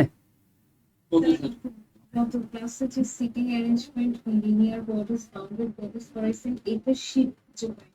আচ্ছা এটা শীট খুঁজে পান নাই, ওইটার মধ্যে অল্প করে কোয়েশ্চেন আছে, যেটা পাজল আছে ওটার মধ্যে অল্প করে কোয়েশ্চেন আছে। তারপরে আমি আপনাদের আলাদা করে সিটিং অ্যারেঞ্জমেন্টের জন্য আলাদা করে একটা পিডিএফ দিব না, সমস্যা নেই। তবে প্রথম যে পিডিএফটা দিলাম ওইটার মধ্যে আপনার ম্যাপ পাজল, লিঙ্কিং পাজল, তারপরে গ্রুপ পাজল, সিকোয়েন্স পাজল, এরপর আমাদের আর কি আছে, এই যে কয়েকটা বিষয় যে পাজলগুলো আছে, ম্যাক্সিমাম যেগুলো ইম্পর্টেন্ট পাজল সবগুলো ওইটার মধ্যেই কভার করবে। আর সিটিং অ্যারেঞ্জমেন্টের জন্য আমি প্রয়োজনে আর 4-5টা বা 6-7টা কোয়েশ্চেন দিয়া আমি একটা পিডিএফ রেডি করে দেবো না, সমস্যা নেই। আমার একটু সময় দিন, কারণ এত শুনতে পাচ্ছি, বলেন। এই ক্লাসের রেকর্ডগুলো পাওয়া যায় না স্যার, ব্লক করে এসে আমরা ক্লাসে অ্যাটেন্ড করতে পারি না। শোনেন, আমি যখন ভর্তি নিছি তখনই কিন্তু বলছি যে আপনারা রেকর্ড ক্লাস পাবেন, আপনারা ওইটা পড়েন নাই ঠিক মতনে, এখন খুঁজে পান নাই। এটা হলো গ্রুপ রিলেটেড, যাদের একটু মানে ইনফরমেশন ঘাটতি আছে তাদের একটু প্রবলেম হয়। আমাদের সবগুলা ক্লাস এখন গ্রুপে তো স্ক্রল করে খুঁজে খুঁজে বের করা কষ্টের ব্যাপার। তো এগুলা যেদিন যে ক্লাসটা হবে এই ক্লাসটার লিংক নিয়ে একটা গুগল শিট তৈরি করা হয়েছে। সেই গুগল শিটটা গ্রুপের ফিচারে ক্লিক করলে গুগল শিটটা পাওয়া যাবেন। ওই গুগল শিটটার মধ্যে তারিখ ওয়াইজ ক্লাসের লিংক দেওয়া আছে, লিংকে ক্লিক করবেন, ক্লাসে ঢুকে যাবেন। ভাই বুঝতে পারছেন? ক্লাসে যে আপনি যে ম্যাথগুলো করান এগুলো কি একটা পিডিএফ দেওয়া যায় না? কারণ না। এগুলো তো খাতায় লিখতে না না না, মানে বড় এগুলা দিব না, এগুলা ভিডিও দেখে বুঝবেন। কারণ এগুলাও যদি দেই এগুলা একটু ঝামেলা আছে, এগুলো আমি দিব না। এগুলো আপনি ফুললি ভিডিও দেখে ফুললি ক্লাস করে বোঝার চেষ্টা করবেন। প্রয়োজনে আপনি স্ক্রিনশট নিয়ে নেন। আমি আপনাদের অনেক বড় শিট দিছি এবং সামনে যেটা দেবো সেটাও বড় হবে, পরে যেটা দেবো সেটাও বড় হবে। বাজারে যে তথ্যগুলো এই মুহূর্তে আছে তাদের চাইতেও অ্যান্ডিস আমাদের শিট, কারণ এটা আমরা অনেক আগে থেকে এগুলো নিয়ে কাজ করি। আপনি ভাই এইগুলো একটু কষ্ট করে অল্প অল্প করে বুঝেন, স্যার পিডিএফ গুলো কোথায় পাবো ভাই? এই প্রশ্নগুলো উত্তর দিতে আর ভালো লাগে না, মূল ক্লাস নষ্ট হয়ে যাচ্ছে না, টাইম নষ্ট হয়ে যাচ্ছে না। জি স্যার, আপনি ক্লাস কন্টিনিউ করুন। আপনি মনে করে দেখেন লাস্ট ক্লাসের শেষের দিকে আমি স্ক্রিন শেয়ার করে বুঝাইছি যে কোথায় পাওয়া যাবে ক্লাস লিঙ্কগুলো। আপনারা যারা একটু পারেন বুঝেন তারা একটু হেল্প করবেন একে অন্যকে, গুগল শিট থেকে দেওয়া আছে। হ্যাঁ সমস্যা নেই, আমি আজকে লাস্টে আবার হ্যাঁ আমি আপনাদের ক্লাস শেষে আবার দেখায় দেবো না, প্লিজ সময় নষ্ট করেন না। কারণ এরপরে আবার একটা ক্লাস, অফলাইনের 3টা ক্লাস শেষ করে এটা নিচ্ছি, এরপরে আবার একটা ক্লাস, মানে এ করলে ক্রিটিক্যাল রাইটিং ক্লাস নিয়ে নিতে হবে। আচ্ছা পরে আসেন, পরে যাই। আপনার এই সবগুলো ক্লাস কি এর পরীক্ষার আগে হবে? ওরে ভাই রে, আমার কথাই ছিল এটা কি জানেন, এডির পরীক্ষার আগে আমি কোর্স শেষ করব। এই কথাটা বলেই তো ভর্তি নিছি নাকি, বলছি না? আর স্যার এইটা ঠিকঠাক মতো মানে দেখেন না, ঠিক আছে? আপনি আপনার ক্লাস শুরু করেন। হ্যাঁ। অনেকগুলো কোশ্চেন, হাজার কোশ্চেন করছে, এগুলো সব আপনি আনসার দিয়ে দিবেন। আপনি ক্লাস শুরু করেন স্যার। এবার আসেন, যদি এক সপ্তাহ আগেও আপনার ধরেন যে এক সপ্তাহ আগে তো অন্তত জানতে পারবেন যে ক্লাসটা হয়ে যাবে, তাহলে আমি টানা ক্লাস নিয়ে শেষ করে দেবো, কোনো সমস্যা নেই ভাই। আপনাদের মূল ক্লাস শেষ, সেটা কি জানেন? পাজলের ক্লাস শেষ। এখন এইগুলা খুব ইজি, ঝামেলা ছিল পাজলে। ওকে আসেন আমরা পরে যাই। জেনারেলি একটা বড় কোয়েশ্চেন দেখি এবার। হ্যাঁ, generally scientist enter their field with the goal of doing important new research and accept their colleague those with similar motivation. লাইনটা একটু বুঝি কি বলছে। সাধারণত জেনারেলি সায়েন্টিস্ট বিজ্ঞানীরা ইন্টার দেয়ার ফিল্ড, তারা তাদের কর্মক্ষেত্রে প্রবেশ করে উইথ দ্য গোল, একটা নির্দিষ্ট গোল নিয়ে, of doing important new research, নতুন কোনো রিসার্চ করার গোল নিয়ে তারা তাদের কর্মক্ষেত্রে প্রবেশ করে, এন্ড এবং অ্যাকসেপ্ট গ্রহণ করে, এজ দেয়ার কলিগ, তাদের কলিগ হিসাবে গ্রহণ করে। কাদের গ্রহণ করে? দোস, যারা উইথ সিমিলার মোটিভেশন, যারা ঠিক তাদের মতোই একাগ্রভাবে কাজ করে, এরকম লোকদেরকে তারা কি করে? তাদের কলিগ হিসাবে নির্বাচন করে। তাহলে আমরা এটা বুঝতে পারছি বিজ্ঞানীদের একটাই চিন্তা, এই চিন্তা নিয়ে তারা তাদের কর্মক্ষেত্রে প্রবেশ করে। সেটা কি? তারা নতুন নতুন রিসার্চ করবে এবং তারা যা ভাবে এরকম ভাবে মানুষগুলাকে তাদের কলিগ হিসাবে নিবে, এটা বলছে। তারপরে দেয়ারফর, অতএব যখন এনি সায়েন্টিস্ট, কোনো একজন scientist wins renown as a expounder of science to general audience, মানে যখন কোনো সায়েন্টিস্ট উইন করে, রিনাউন মানে খুব জনপ্রিয় হয়ে যায়, as an expounder of science to general audience, সাধারণ অডিয়েন্সের মধ্যে কিছু, মানে যখন কোনো বিজ্ঞানী কোনো তথ্য বিশ্লেষণ করে খুব জনপ্রিয় হয়ে যায়, most of the other scientist conclude that this popularize should no longer be regarded as a true colleague। মানে বিষয়টা হচ্ছে এরকম, যখন কোনো সায়েন্টিস্ট খুবই জনপ্রিয় হয়ে যায় তখন ওই সকল সায়েন্টিস্টদেরকে অধিকাংশ সায়েন্টিস্টরাই কি করে ফেলে? Should no longer be regarded as a true colleague, তারা তাদেরকে তাদের প্রমাণ কলিগ বা তাদের ভালো কলিগ বা যৌক্তিক কলিগ হিসাবে আর মনে করে না। মানে আছে না বিষয়টা এরকম যে আমি এবং আপনি হঠাৎ করে আপনি জনপ্রিয় হয়ে গেছেন, জনপ্রিয় হয়ে গিয়ে কি করলেন, আপনি আপনার মূল ধারা যেটা সেটা থেকে বের হয়ে গেছেন, মানুষের জনপ্রিয়তা পায় হা হু করতে শুরু করে দিয়েছেন, কিন্তু আপনার যে কাজ এই কাজে আর আপনার অ্যাটেনশন নাই। ওই সকল লোকদেরকে ওই সায়েন্টিস্টরা ঘৃণা করে, তাদের কলিগ হিসাবে মানে না বা নিতে চায় না বা বাদ দিয়ে দেয়, সেটা বলতেছে। এবার the explanation offered above for the low estimate in which scientific popularize are held by research scientists assume that, আচ্ছা লেখাগুলো বোঝা যাচ্ছে না, খুব একটা প্রবলেম হয়ে যাচ্ছে। আচ্ছা যাই হোক, the explanation, উপরে যে এক্সপ্লেনেশনটা দেখলেন অফার অ্যাবাভ, উপরে যে এক্সপ্লেনেশনটা অফার করা হয়েছে for the low estimate in which scientific popularize are held by research scientists assume that, তাহলে নিচের কোনটা অনুমান, কোন অনুমানটা করলে উপরের যে স্টেটমেন্টটা বা যে এক্সপ্লেনেশনটা অফার করা হয়েছে সেটা সহজ কথায় সত্য বা যৌক্তিক মনে হবে। নিচের কোন অপশনটা, আমি এক্সপ্লেনেশনটা আরেকবার বাংলায় বলি। বিজ্ঞানী যারা আছে তাদের একটাই লক্ষ্য, সেটা হচ্ছে তারা রিসার্চ করবে এবং তারা তাদের বন্ধু হিসাবে তাদেরকেই নির্বাচন করবে যাদের চিন্তাধারা ঠিক এইরকম ভালো কিছু করবে মানুষের জন্য, এবং তারা ওই সকল বিজ্ঞানী বা কলিগদেরকে অপছন্দ করে যারা হঠাৎ করে বিজ্ঞানের ব্যাখ্যা দিতে গিয়ে জনপ্রিয় হয়ে যায় এবং তার যে চিন্তা, যে কাজ তার যেটা ছিল সেটা জনপ্রিয়তার ভিড়ে হারিয়ে যায়। এই ধরনের কলিগদেরকে তারা কি করে দেয়, বাদ দিয়ে দেয়। এটাই হচ্ছে আমার উপরের স্টেটমেন্টটা।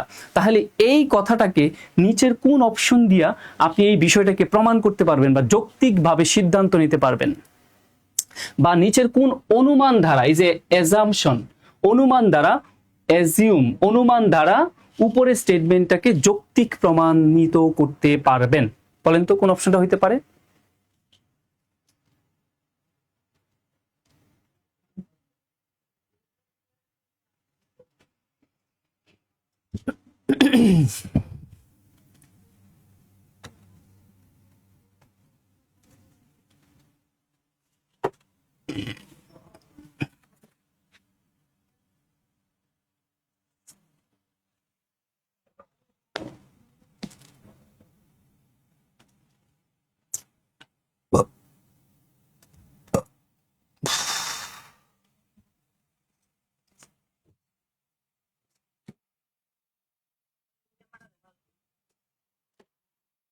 দেখা যাচ্ছে না?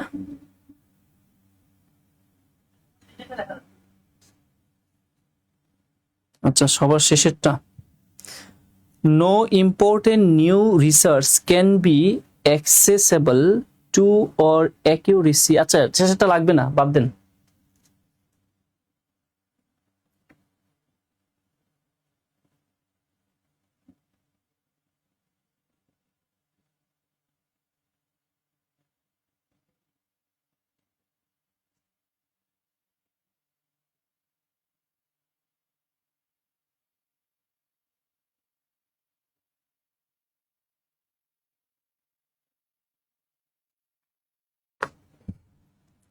আমি কি ব্যাখ্যায় যাব?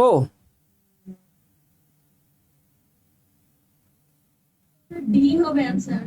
আচ্ছা টি হবে। তাহলে আমরা এবার ব্যাখ্যায় আসি। আচ্ছা ডিটাই ব্যাখ্যা করব নাকি? আচ্ছা ডিটাই করি আগে। ডি কোথায়?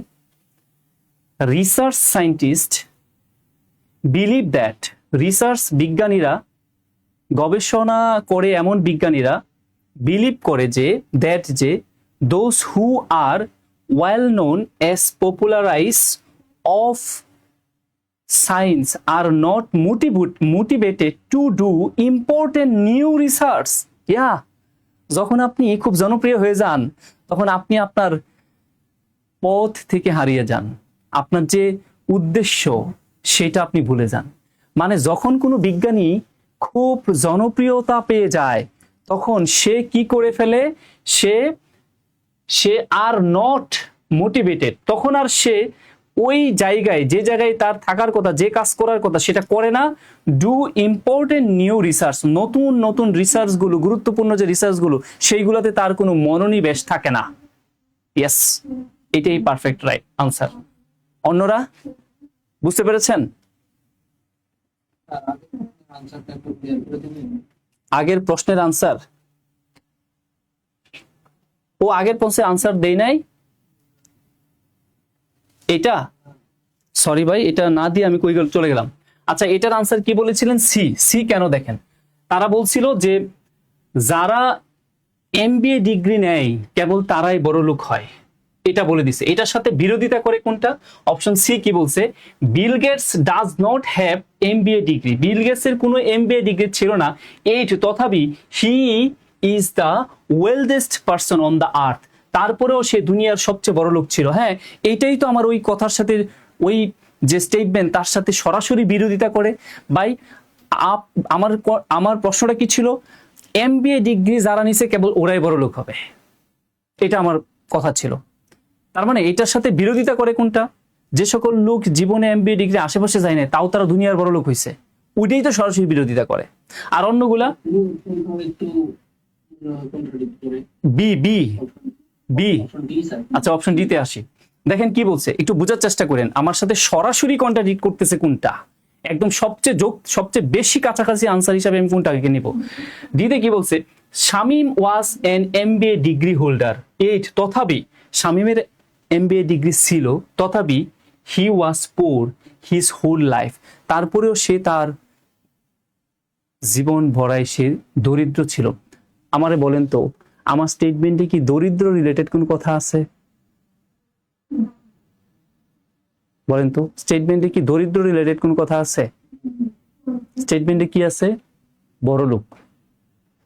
তার মানে আমার কাজ হচ্ছে এমবিএ ডিগ্রি থাকলে বড় লোক হবেন, তাহলে তার সাথে কি হইতে হবে? কন্ট্রাডিক্ট করতে হবে সরাসরি কোনটা? এমবিএ ডিগ্রি নাই, এরপরে বড় লোকটা থাকতে হবে, আপনি বড় লোক হয়েছেন, বড় লোকটা থাকতে হবে, কিন্তু থাইকা গরিব রয়ে গেছেন, এইটা তো আমার স্টেটমেন্টে বলা নাই। আমার কোনো গরিব নিয়ে কোনো কথা নাই, এইটা আসবে না। ঠিক আছে, আচ্ছা, আর কারো কোনো? আর এটা এ নাম্বারে কি বলছে? এটা তো ভাই both smart and rich are relative terms, এটা তো ভাই আমার এই আর্গুমেন্টের সাথেই যায় না, একদম বাহিরের কথাবার্তা। সুতরাং এগুলো আমাদের চিন্তা করা যাবে না। আচ্ছা, আমরা কি পরে যাব? বুঝতে পারছেন? ওকে, থ্যাংক ইউ। এটা তো বললামই। এবার আরো একটা, মানে আস্তে আস্তে একটু ডিপে যাচ্ছি আর কি, একটু বড় বড় জায়গায় যাচ্ছি। এখানে কি বলছে দেখেন, large national budget deficit do not cause large trade deficit, মানে বিশাল আকৃতির বাজেট ঘাটতিটা do not cause large trade deficit, মানে বড় ধরনের বাজেট ঘাটতির জন্য দায়ী আসলে কি না? বাণিজ্য ঘাটতি না। এটা হলো প্রথম লাইনের অর্থটা। ইফ দে, যদি তারা, did countries with the large budget deficit would also have the large trade deficit, তারা বলছে যদি they did countries with, ওই সকল মানে দেশগুলো with large budget deficit, যাদের বড় ধরনের বাজেট ঘাটতি আছে, would also have the large trade deficit, তাদের আবার বড় ধরনের বাণিজ্যিক ঘাটতি আছে। ইন ফ্যাক্ট, বস্তুত পক্ষে, ওয়েন, যখন deficit figure are adjusted, but যে ঘাটতিগুলো আছে সেগুলো যদি আপনার সমন্বয় করা হয়, so that different countries are reliably comparable to each other, মানে এইখানে আপনার বাজেট ঘাটতিগুলো বিভিন্নভাবেও যদি আপনি সমন্বয় করেন, তারপরে আপনার এটা ডিফারেন্ট পার্থক্য করতে কান্ট্রিজ, মানে যৌক্তিকভাবে কম্পেয়ার, মানে তুলনা করতে পারবেন না ইচ আদার, একে অন্যের সাথে। There is no such correlation, এবং তাদের মধ্যে কোনো সহ সম্পর্ক থাকবে না। ধরেন কোনো একটা দেশের বাজেট ঘাটতি আছে, তার অর্থনীতি, তার আবার কি বলে যে বাণিজ্যিক ঘাটতিও আছে। এখন সে এই বাজেট ঘাটতিটা কেমন করে মিটাবে, এই ঘাটতি কেমন করে সে পূরণ করবে, সেইটা এক এক দেশের এক এক সিদ্ধান্তের উপর ডিপেন্ড করে। তাই বইলা বাংলাদেশ তার বাজেট ঘাটতি একভাবে পূরণ করে, ভারত তার বাজেট ঘাটতি আরেকভাবে পূরণ করে, তাই বলে ওই দেশের সাথে আমার দেশের কোনো সহ সম্পর্ক তৈরি করা যাবে না।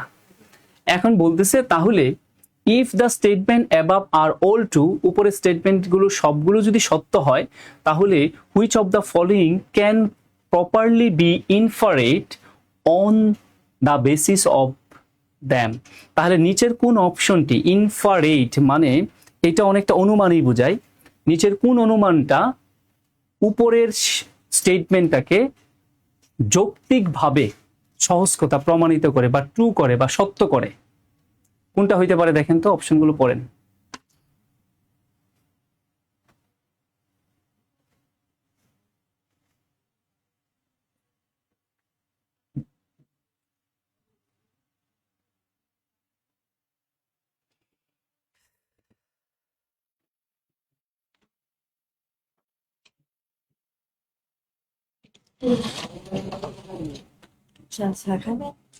দেন দিতে খাবো।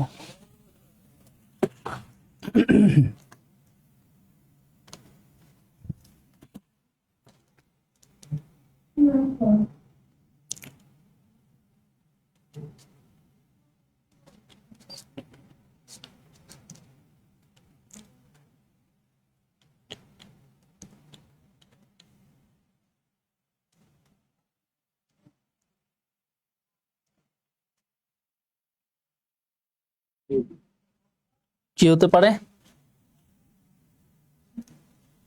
আচ্ছা দেখেন তাহলে এতে কি বলছে, countries with large national budget deficit tend two restrict foreign trade. ভাই এটা ফরেন ট্রেডের সাথে আমার তো ভাই ফরেন ট্রেডের কোনো কথাবার্তাই নেই, আমি ওইখানে যাবই না। Reliable comparison of the deficit figure of one country with those of another impossible. আমাকে তারা যেটা বলছে যে reliable comparison of the deficit figure, deficit figure যেগুলো আছে সেগুলো reliable comparable one country with those the other country are impossible.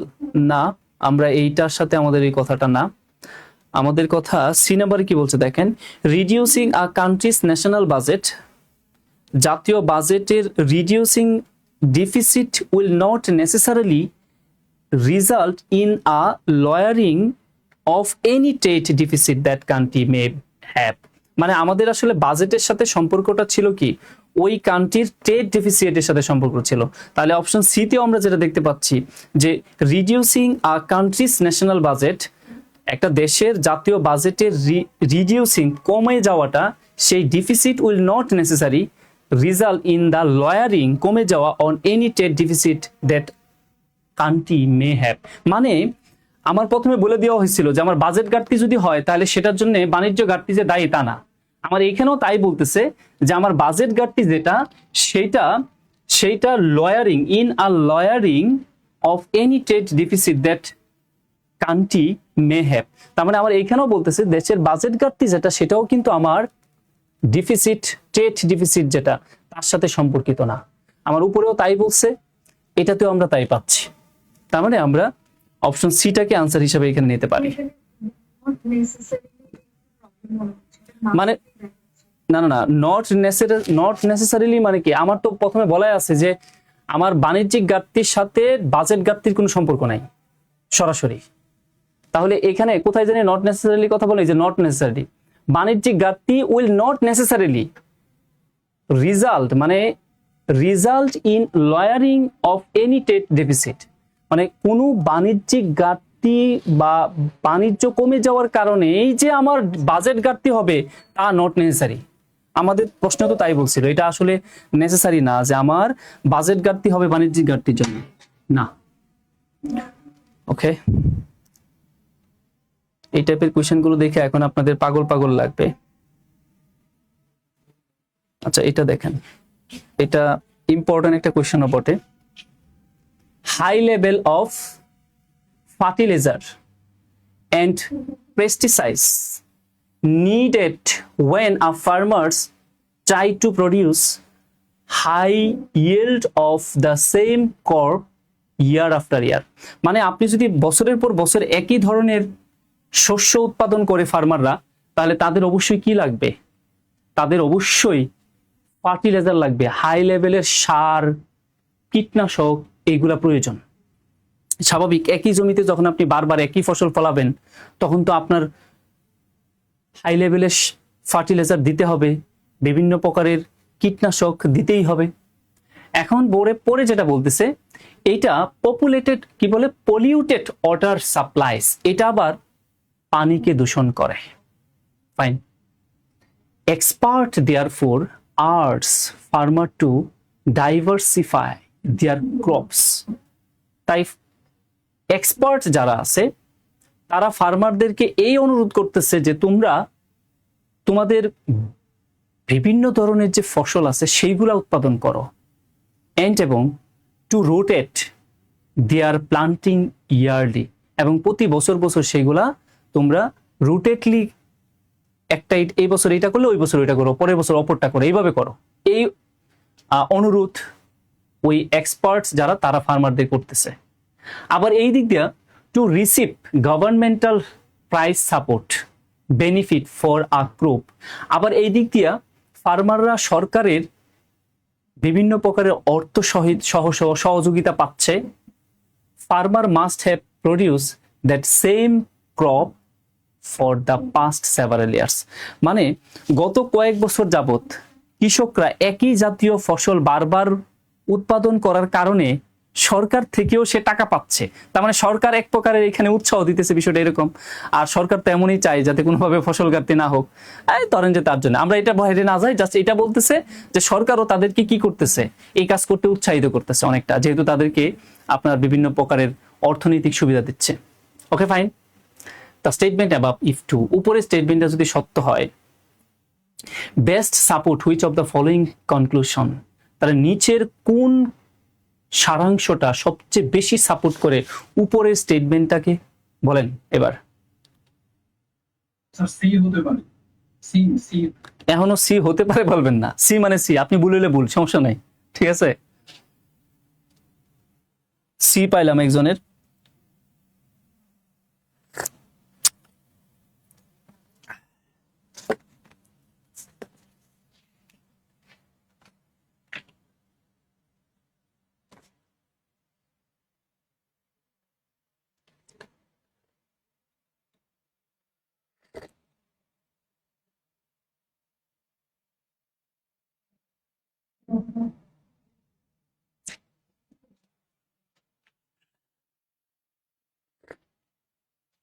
আর কার কি মনে হচ্ছে?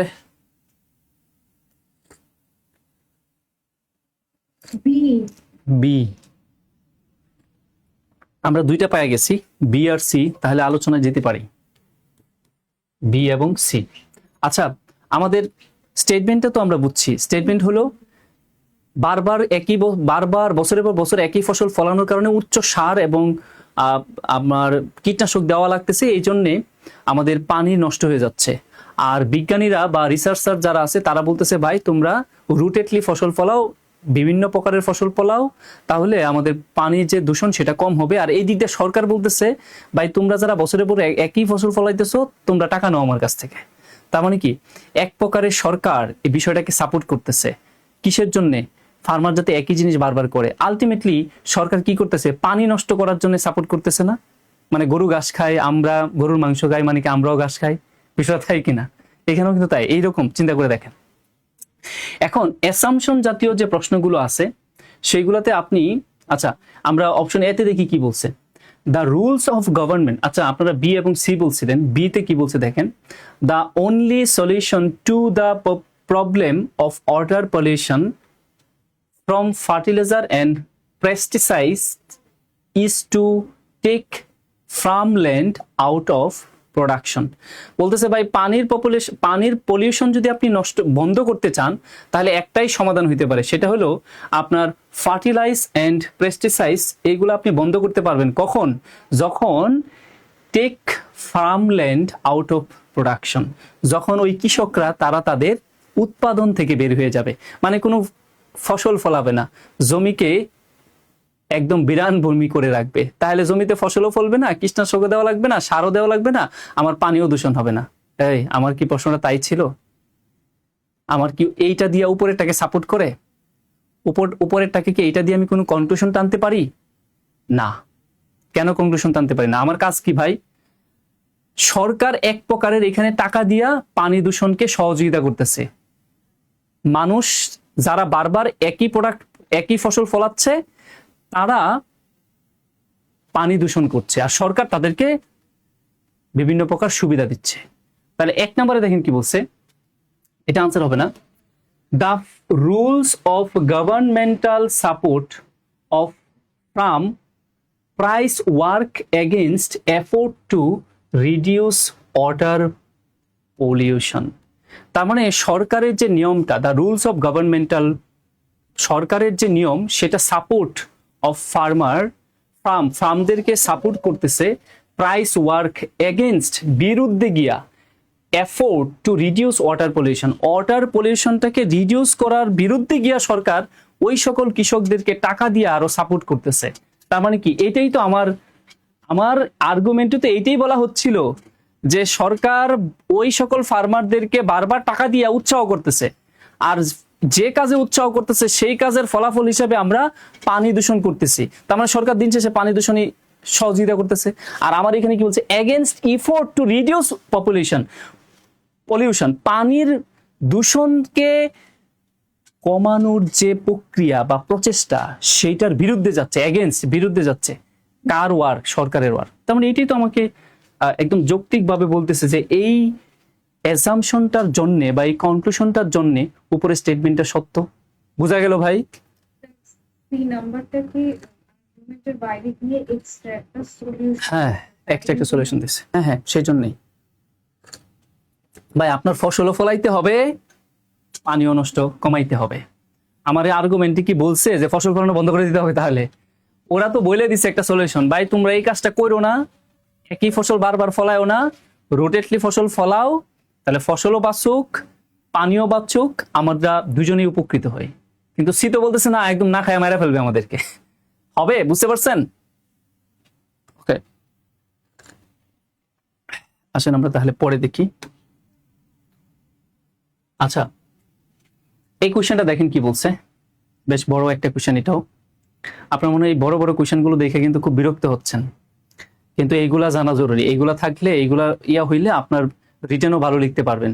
এই যুক্তিগুলো ভালো থাকলে, এই ছোট ছোট জিনিস যতটুকু দরকার ততটুকু রাখছে, এবং একটু ক্রিটিক্যাল এবং ম্যাক্সিমামে out of the box question যেগুলো বা এডি টাইপের কোয়েশ্চেন যেগুলো হইতে পারে, ওই কোয়েশ্চেনগুলো আমরা এখানে দেখতে পাচ্ছি। দেখেন কি বলছে, increase in the level high density lipoprotein, মানে লিপোপ্রোটিন বা এইচডিএল যদি বেড়ে যায় in the human blood stream, মানব দেহের রক্তে যদি এইচডিএল বেড়ে যায় তাহলে lower blood stream cholesterol level, আবার তাহলে কি হয়, রক্তের যে কোলেস্টেরল লেভেল সেটা আবার কমে যায়।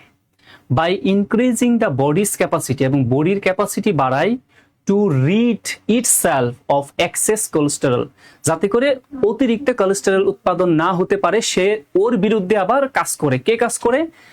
হাই ডেন্সিটি লিপোপ্রোটিন, মানে এইচডিএল বেড়ে গিয়ে মানব শরীরে রক্তের প্রবাহে কোলেস্টেরল বৃদ্ধি হ্রাস করে বডির ক্যাপাসিটি বৃদ্ধি করে, যাতে করে এক্সেস কোলেস্টেরল বডিতে না হতে পারে। এটা আমাদের এতটুকুর মানে। এবার level of HDL in the blood stream of some individual, মানে রক্ত প্রবাহে এইচডিএল এর পরিমাণ অফ সাম ইন্ডিভিজুয়াল, কিছু ব্যক্তির আর সিগনিফিকেন্টলি ইনক্রিজ, তাৎপর্যপূর্ণভাবে বৃদ্ধি পায় বাই আ প্রোগ্রাম, কিছু বিশেষ প্রোগ্রামের জন্য of regular exercise and weight reduction. মানে আপনার রক্তে এইচডিএল তখনই কার্যকরভাবে বেড়ে যাবে যখন আপনি দৈনিক এক্সারসাইজ এবং আপনার ওজন কমানোর যে প্রক্রিয়াগুলো, এই কাজগুলো যখন করবেন, তখনই আপনার রক্তের এইচডিএল বেড়ে যাবে। আর আমরা জানি এইচডিএল যদি বেড়ে যায় তাহলে আবার কোলেস্টেরল কি হয়ে যায়? লো হয়ে যায়, এবং শরীর ভালো থাকে। বোঝা গেল কিনা?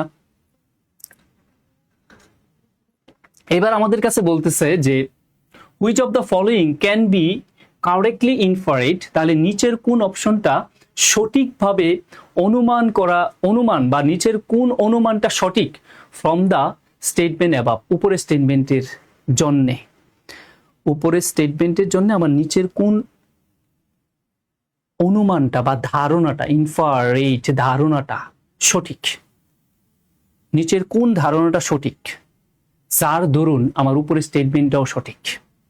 বলেন কোন অপশন হবে? পড়তে থাকেন।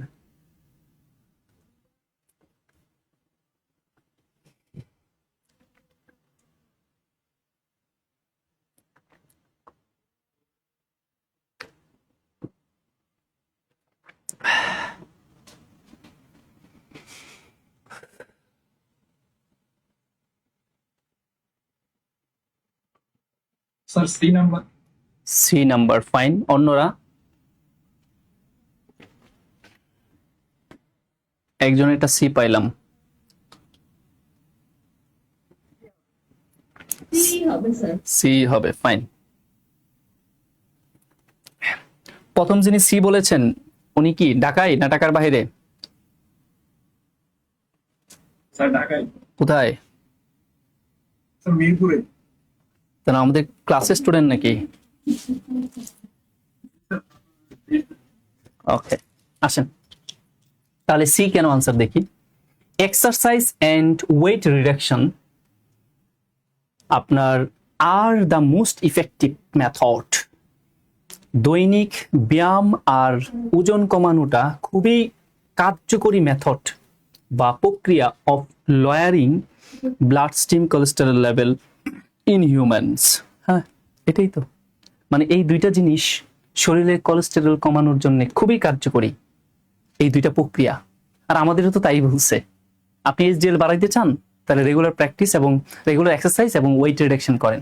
তাহলে এই অনুমানটা বা এই ধারণাটাই তো আমার ওই স্টেটমেন্টটাকে সত্য করে বা ওই স্টেটমেন্টের সাথে যায় যৌক্তিকভাবে। কারো কোনো স্যার আমার ডিমটাও সেম। আচ্ছা, ডিটাও সেম লাগতেছে, এবার ডিটা কেন হবে না আমরা সেটা দেখি।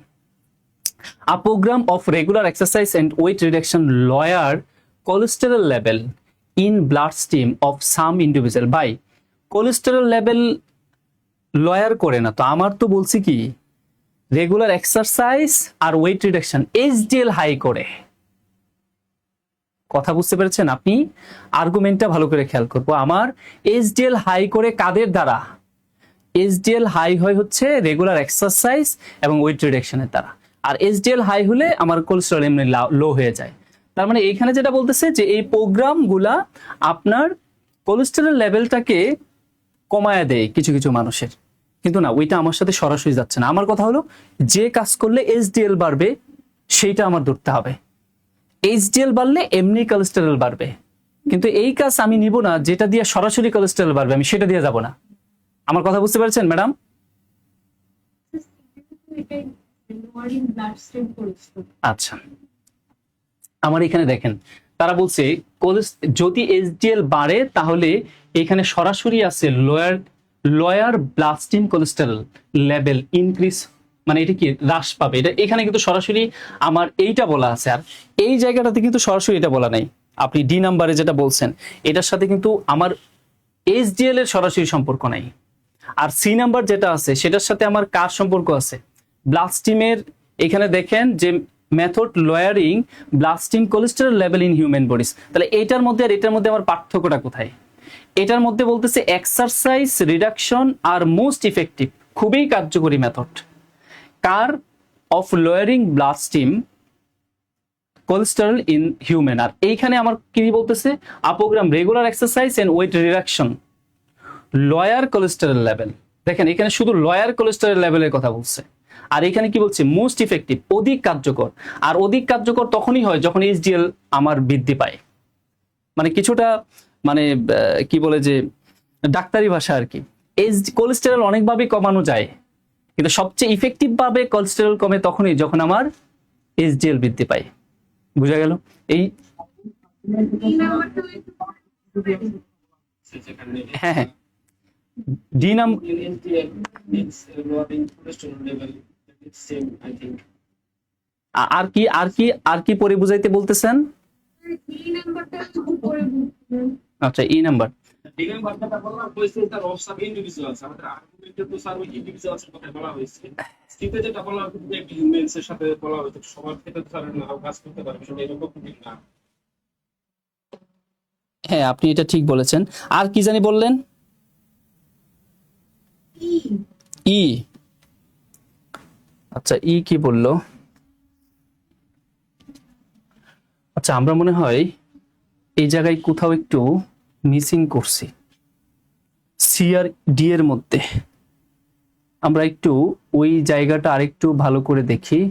সাম ক্যাপাসিটি প্রোগ্রাম এক্সারসাইজ ব্লাস্টিং সাম ইন্ডিভিজুয়াল, এটা একটা সুন্দর জিনিস। আমি এটা মিস করে ফেলছি কিনা একটু দেখি। সাম ইন্ডিভিজুয়াল আর না, হ্যাঁ আমি দাঁড়ান দেখি একটু। আর সিতে বলছে এক্সারসাইজ হিউম্যান বলছে। এখানে বলছে হিউম্যান। না, আমাদের তাহলে পার্থক্যটা যে জায়গায় হবে সেটা হচ্ছে সাম ইন্ডিভিজুয়াল দিয়া। না, আনসার ডি হবে, আনসার সি না, আনসার সি হবে না, আনসারটা হবে হচ্ছে ডি। আর বুঝতে পারছেন কোথায় কোথায় আমার মিলাইতে হবে? এখানে যে সাম ইন্ডিভিজুয়াল আছে আর এখানেও কি আছে? সাম ইন্ডিভিজুয়াল আছে। এখানে হিউম্যানের কথা বলছে, তো এটা কারো ক্ষেত্রে হইতে পারে, কারো ক্ষেত্রে নাও হইতে পারে। খুব ইম্পর্টেন্ট বিষয় কিন্তু। থ্যাংক ইউ ভাই, আমি এই জায়গাটা মিস করে ফেলছি। আমি ভাবছি আমি যে জায়গায় আসছিলাম, আমি আসছিলাম হচ্ছে মোস্ট ইফেক্টিভের মধ্যে, আর মোস্ট ইফেক্টিভ হলে এসডিএল বাড়াইতে হবে। তো গুরুত্ব কিন্তু সাম ইন্ডিভিজুয়াল, মানে কারো কারো ক্ষেত্রে হতেও পারে, কারো কারো ক্ষেত্রে কি হইতে পারে না, নাও হইতে পারে। আর সিএ কি বলতেছে? হিউম্যান মানে সবার ক্ষেত্রেই কি কার্যকর। থ্যাংক ইউ, আমি স্কিপ করে ফেলছিলাম। Thank you. আর ইতে ই নিয়ে কেউ বলতে চাচ্ছেন যে ইউ কেন না? ইতে দেখেন কি বলছে, only regular exercise is necessary to reduce cholesterol level in the blood stream in individual of average weight. না, এটা তো আমার এভারেজ ওয়েট আর অনলি রেগুলার এক্সারসাইজ এই সকল জিনিস আমার ওয়েটের সাথে যায় না। আমার ওয়েট এবং রেগুলার এক্সারসাইজ এবং সাম ইন্ডিভিজুয়াল এই জিনিসগুলোর উপর বেস করে কাজ করতে হবে। আর এখানে বলছে এভারেজ ওয়েট নিয়ে তো কথা কাজ করা যাবে না। আচ্ছা, এটা একটা ভালো কোয়েশ্চেন ছিল, এই জন্য আমি এটা সিলেক্ট করেছিলাম। আচ্ছা, পরে আসি। আচ্ছা, এটার আনসার বলেন, এটা আনসার আপনাদের সবার বলতে হবে।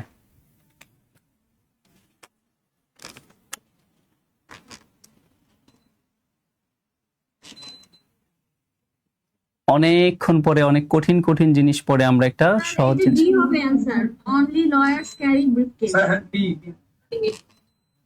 মানে এখন একটু ভালো লাগলো নাকি অনেকক্ষণ পরে? এ তো সবাই উত্তর করে দিচ্ছেন, মানে ঠিকই। একটা মানে হ্যাঁ হ্যাঁ হ্যাঁ, একটা সম্পর্ক, হ্যাঁ, ভালো, ফাইন। আসেন তাহলে আমরা যাই পরে, আমাদের যেগুলাতে প্রবলেম করে ফেলবে সেগুলো আমরা একটু দেখলাম। আচ্ছা, এবার দেখেন কি বলছে, কিছু সরাসরি অ্যাসাম্পশন জাতীয় কিছু কোয়েশ্চেন আমরা দেখি। According to the new office smoking regulation, একটা অফিসের নতুন বিড়ি খাওয়ার নিয়ম অনুযায়ী, only employee who have enclosed office may smoke at their desks. কেবল তারাই বিড়ি খাইতে পারবে যাদের ক্লোজ আবদ্ধ অফিস আছে, তারাই। তারপরে দেখেন, ভার্চুয়ালি প্রকৃতপক্ষে all employees with enclosed office are at the professional level. কেবল তাদেরই এনক্লোজ অফিস আছে যারা মানে প্রফেশনাল লেভেলে চাকরি করে। ভাই, তার মানে এটা বোঝা যাচ্ছে যে বেটারা প্রফেশনাল লেভেলে চাকরি করে শুধু তাদেরই বিড়ি খাওয়ার অধিকার আছে, আর কারো নাই। আচ্ছা, যাই হোক, এবার পরে দেখি, এন্ড এবং individually all secretarial employees lake close office. তার মানে যারা সেক্রেটারিয়াল লেভেলে চাকরি করে তাদের আবার এনক্লোজ অফিসের কি আছে, ঘাটতি আছে, নাই বললেই চলে। দেয়ারফোর, তাই সেক্রেটারিজ, যারা সেক্রেটারি লেভেলে চাকরি করে, হু স্মোক, এবং যারা বিড়ি খায়, শুড বি অফার, তাদেরকেও অফার করা উচিত এনক্লোজ অফিস। তার মানে আমার কনক্লুশনটা কি? আমার কনক্লুশন হচ্ছে ভাই, যারা সেক্রেটারি লেভেলে চাকরি করে এবং বিড়ি খায় তাদের জন্য কি করতে হবে, একটা এনক্লোজ অফিসের ব্যবস্থা করতে হবে। এটা আমার কনক্লুশন। এবার, which of the following an assumption that enable, নিচের কোন অনুমান বা ধারণাটা দ্যাট এনেবল, এটা সক্ষম করে দ্য কনক্লুশন অ্যাবভ, উপরের কনক্লুশনটাকে টু বি প্রপারলি ডন, মানে উপরের কনক্লুশনটাকে যৌক্তিকভাবে সমাধান করতে নিচের কোন অপশনটা বা নিচের কোন ধারণাটা আমার এখানে প্রয়োজন। তাহলে পুরো বিষয়টা কি? নতুন অফিসের বিড়ি খাওয়ার বা স্মোকিং এর বা ধূমপানের নিয়ম অনুযায়ী কেবল তারাই ধূমপান করতে পারবে যাদের এনক্লোজ আবদ্ধ অফিস আছে, আর তাদেরই আবদ্ধ অফিস আছে যারা প্রফেশনাল লেভেলে চাকরি করে, আর যারা সেক্রেটারিয়াল লেভেলে চাকরি করে তাদের এনক্লোজ অফিসের অভাব আছে। তাই ওই সেক্রেটারিয়াল লেভেলের যারা চাকরি করে এবং যারা বিড়ি খায় তারা বলতেছে যে আমাদের জন্য কি একটা এনক্লোজ অফিস থাকা দরকার। এবার অ্যাসাম্পশন জাতীয় কোশ্চেনগুলো সহজে আনসার করার যে টিক্স সেটা কি জানেন? আপনি কনক্লুশনটাকে ওয়াই দ্বারা প্রশ্ন করবেন, কেন দ্বারা প্রশ্ন করবেন সবসময়, ঠিক আছে? কেন দ্বারা প্রশ্ন করবেন। তাহলে আমার কনক্লুশনটা কি? সেক্রেটারি লেভেলে চাকরি করে এবং বিড়ি খায় তাদের জন্য তাদের জন্য একটা এনক্লোজ অফিস দরকার। এবার প্রশ্ন করেন কেন দরকার, এবার আনসার খুঁজে বের করেন।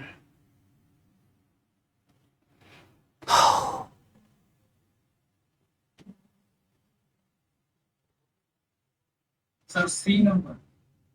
সি নাম্বার,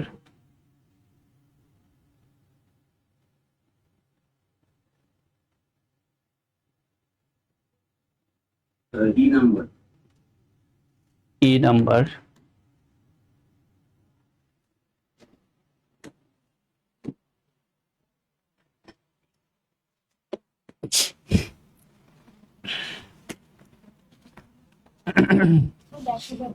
প্রশ্নটা করতে পারছি না। সরি সরি সরি, এবার পারবেন।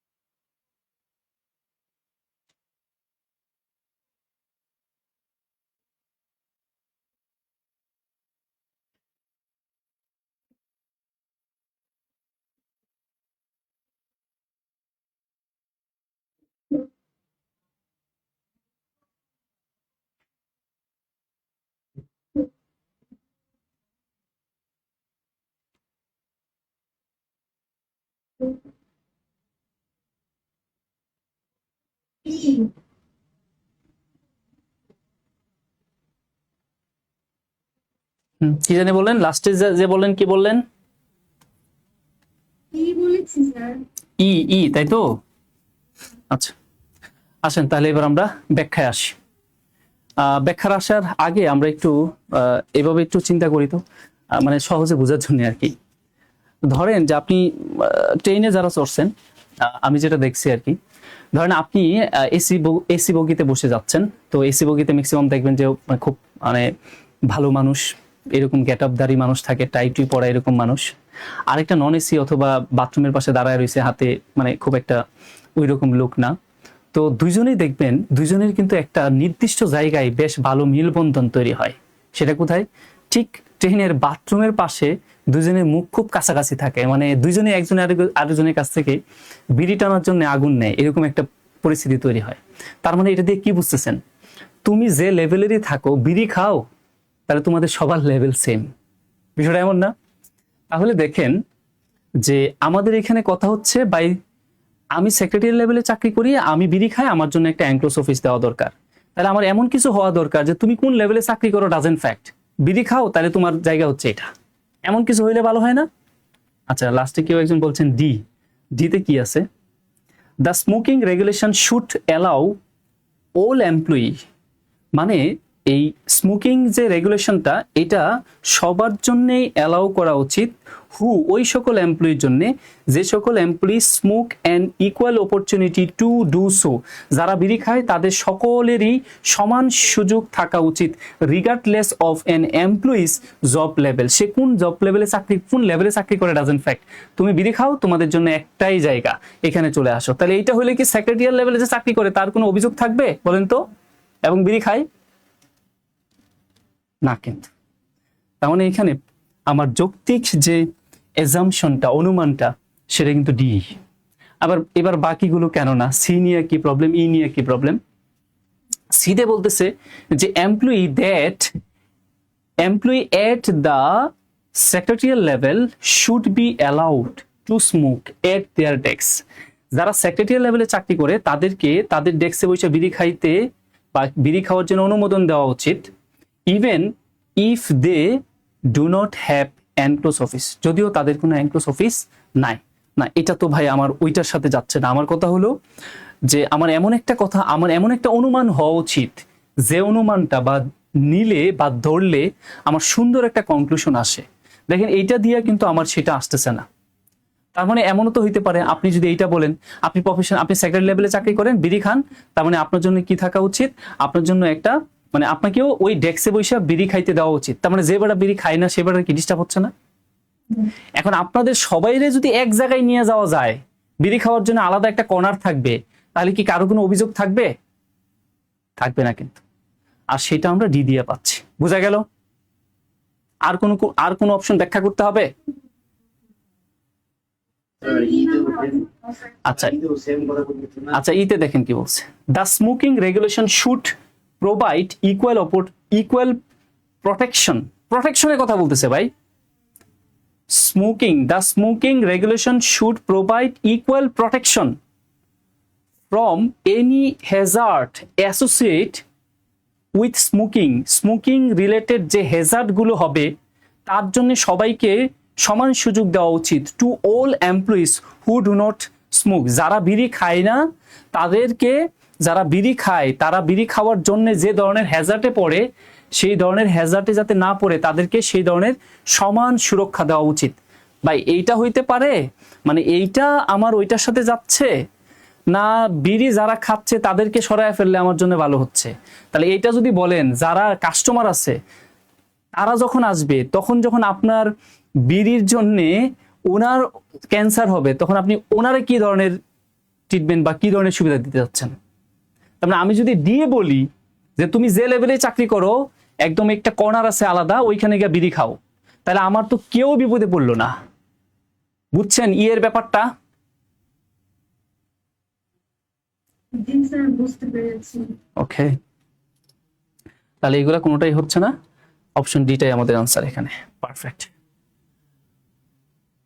আচ্ছা, এবার আসেন আমরা দেখি আমরা আর কিছুক্ষণ কি থাকতে পারবো, আর কয়েকটা দেখে আজকের যে টপিকগুলো ছিল আমরা একটু শেষ করে দিই। মানে এক্সাম্পশনই হচ্ছে আমাদের লাস্ট টপিক। এখানে কি বলছে দেখেন, a famous singer recently won a lawsuit against a advertising firm for using another singer in a commercial to evoke the famous singer's well-known rendition of a certain song. পুরা বিষয়টা অনেক বড় হয়ে গেল, আমি ভেঙে ভেঙে বলি। একজন ফেমাস সিঙ্গার, শেষ করে দেব, আচ্ছা করি। একজন ফেমাস সিঙ্গার, একজন জনপ্রিয় গায়ক সম্প্রতি সে একটা লসুইটে উইন করছে। লসুইট মানে মামলায় জিতছে। কাদের বিরুদ্ধে? এগেনস্ট অ্যান অ্যাডভার্টাইজিং ফার্ম, একটা অ্যাডভার্টাইজিং ফার্মের বিরুদ্ধে একজন বিখ্যাত গায়ক মামলায় জয়ী হয়েছে। কেন?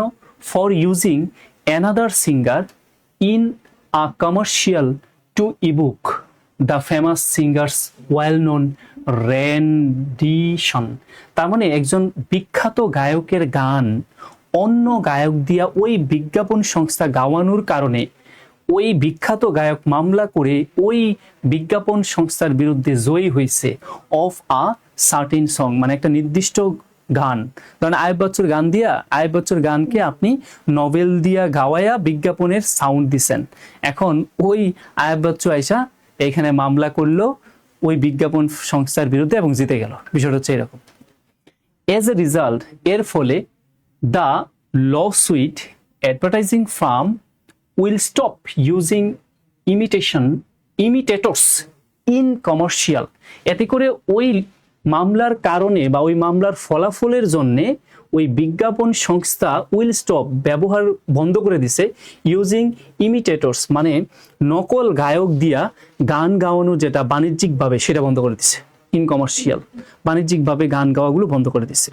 দেয়ারফোর সেই জন্যে অ্যাডভার্টাইজিং কস্ট উইল রাইজ, এতে করে অ্যাডভার্টাইজিং কস্ট বেড়ে গেছে। কারণ আপনি যদি এখন ওই জেমসের দিয়া গান গাওয়ান তাহলে তারা দিতে হবে 10 লাখ টাকা, আর আপনি যদি একজন এই উদীয়মান শিল্পী দ্বারা গান গাওয়ান তারা দিতে হবে 5,000 টাকা। তার মানে ব্যাপার স্যাপার আছে।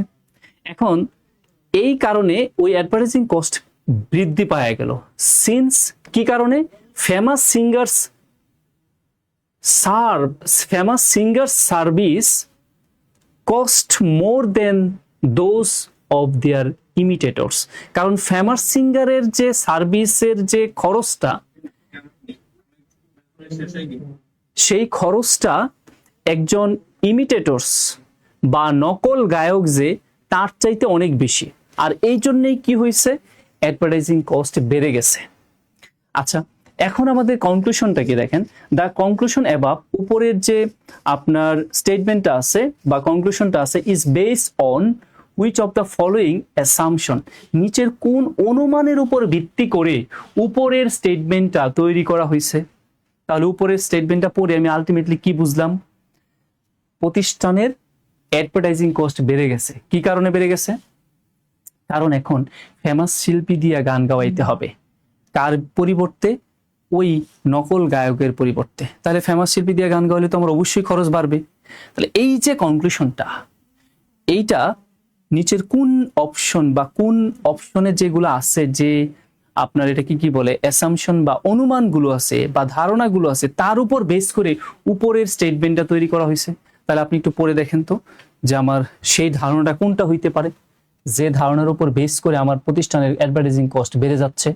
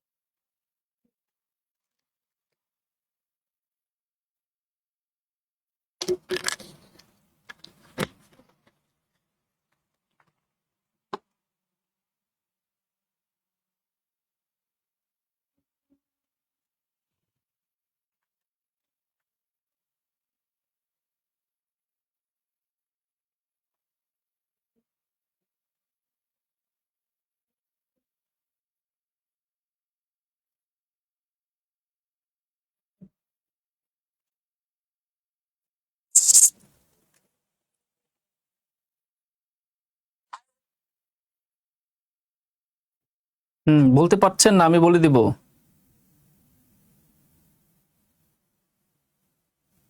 স্যার আপনি বলে দেন। আচ্ছা,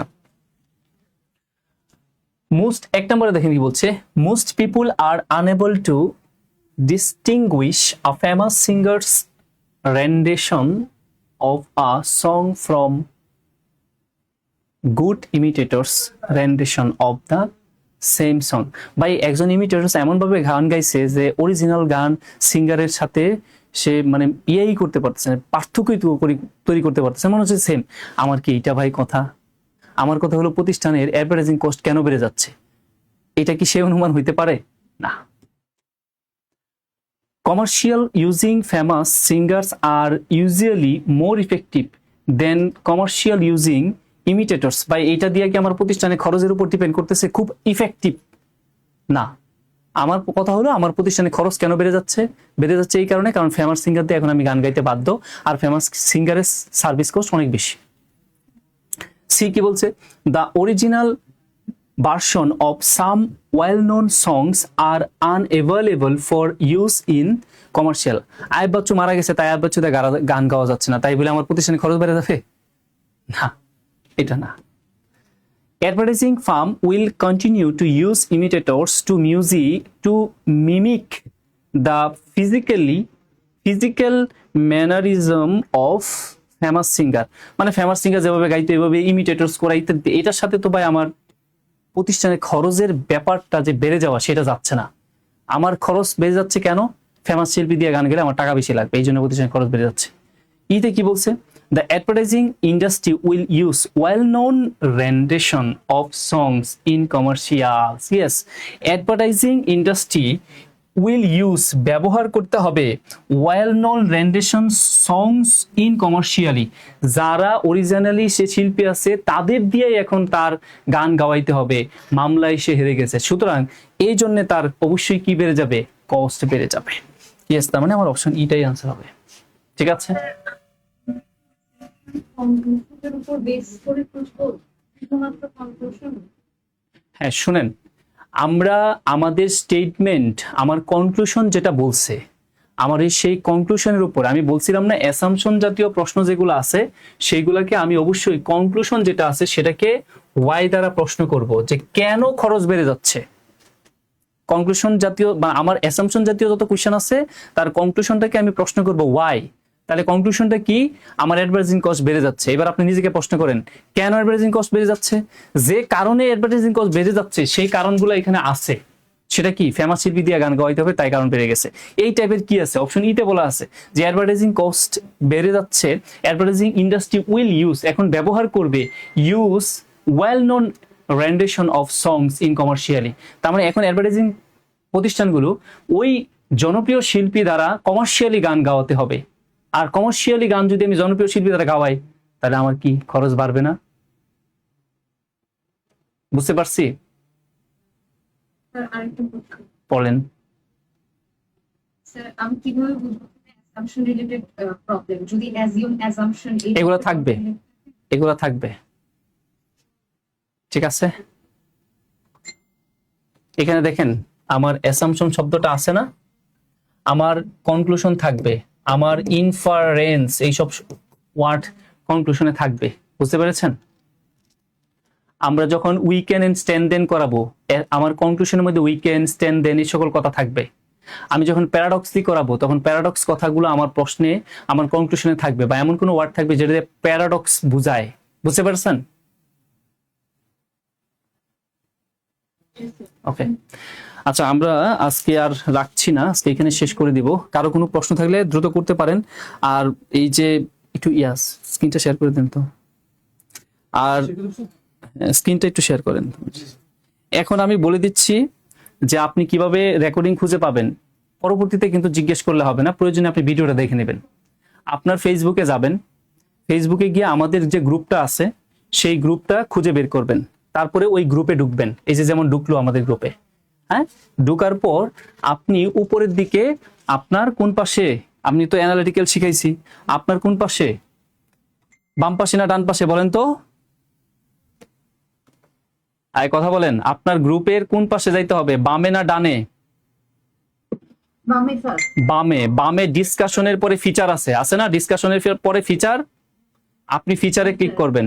ফিচারে ক্লিক করেন, ফিচারে ক্লিক করে দেখেন আপনার একটা রুটিন দেওয়া আছে, মানে কবে কবে ক্লাস হবে সেই রুটিন। নিচে যান, নিচে নিচে দেখেন এই যে গুগল শিট দেওয়া আছে, এখানে কিছু লিঙ্ক দেওয়া আছে, এটাতে ক্লিক করবেন। এই যে এটাতে ক্লিক করলেন, এবার দেখেন তারিখ অনুযায়ী আমাদের ক্লাসগুলো দেওয়া আছে, এবং পিডিএফটা ওই যে ডান পাশে ডি কলামে দেওয়া আছে, ওটাতে ক্লিক করলে পিডিএফ এর লিঙ্ক আসবে, এটা ক্লিক করলে ডাউনলোড হয়ে যাবে। বোঝা গেল? এই পিডিএফ। সুতরাং এই যে আর এই যে দেখেন আমাদের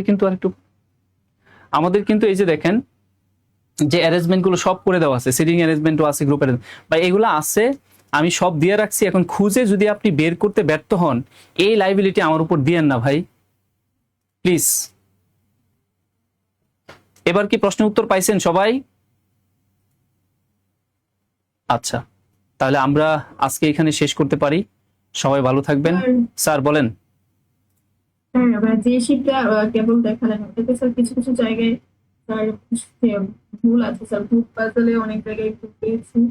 আচ্ছা, স্যার যখন মূল পিডিএফ দিবেন তখন শুরুর দিকে স্যার বা হচ্ছে তার টাইপিং মিস্টেক ছিল, তারপর স্যার এরকম হালকা পাতলা কিছু থাকবে, এরকম হালকা পাতলা কিছু থাকবে, ওইগুলো আমাকে লাস্টে বললেন, আমি শেষে এগুলো একটু সমাধান দিয়ে দিব। ঠিক আছে? ওকে। আর আজকের শীটটা কালকে, আজকে যে শীটটা এটা কালকে অথবা পরের দিন পিডিএফ পাবেন, এই ক্রিটিক্যাল রিজনিং এর। আরেকটা প্রশ্ন, লাস্ট প্রশ্ন হ্যাঁ দ্রুত। স্যার, এটা তো বুঝলাম যে এরকম থাকলে অ্যাসাম্পশনের প্রশ্ন বুঝবো, আর ডিডাকটিভ রিজনিং ইন ডিডাকটিভ বলা থাকবে। এটা কিভাবে? এটা ডিডাকটিভ ইনডিডাকটিভ আপনার প্রশ্ন পড়ে আর্গুমেন্ট পড়ে বুঝতে হবে যে এটা কি আমার সত্য ঘটনা কিনা, এটা কি আমার অনুমান করে নিতে হবে কিনা, এটার উত্তর কি মাস্ট বি হবে না হবে কিনা, এটা প্রশ্ন পড়ে বুঝতে হবে, ওইটা সরাসরি বলা থাকবে না। বুঝতে পারছেন? আর আরেকটা কথা, ডিডাকটিভ এবং ইনডিডাকটিভ এইটা আমার ক্লাসিফাই করার দরকার নেই, এটা আপনাকে বোঝানোর জন্য বলা, কিন্তু এটা আমার যে জানতেই হবে মাস্ট বি, সেটা আমার দরকার নেই। বুঝা গেল? আচ্ছা ঠিক আছে, তাহলে আল্লাহ হাফেজ, শুভরাত্রি, আসসালামু আলাইকুম।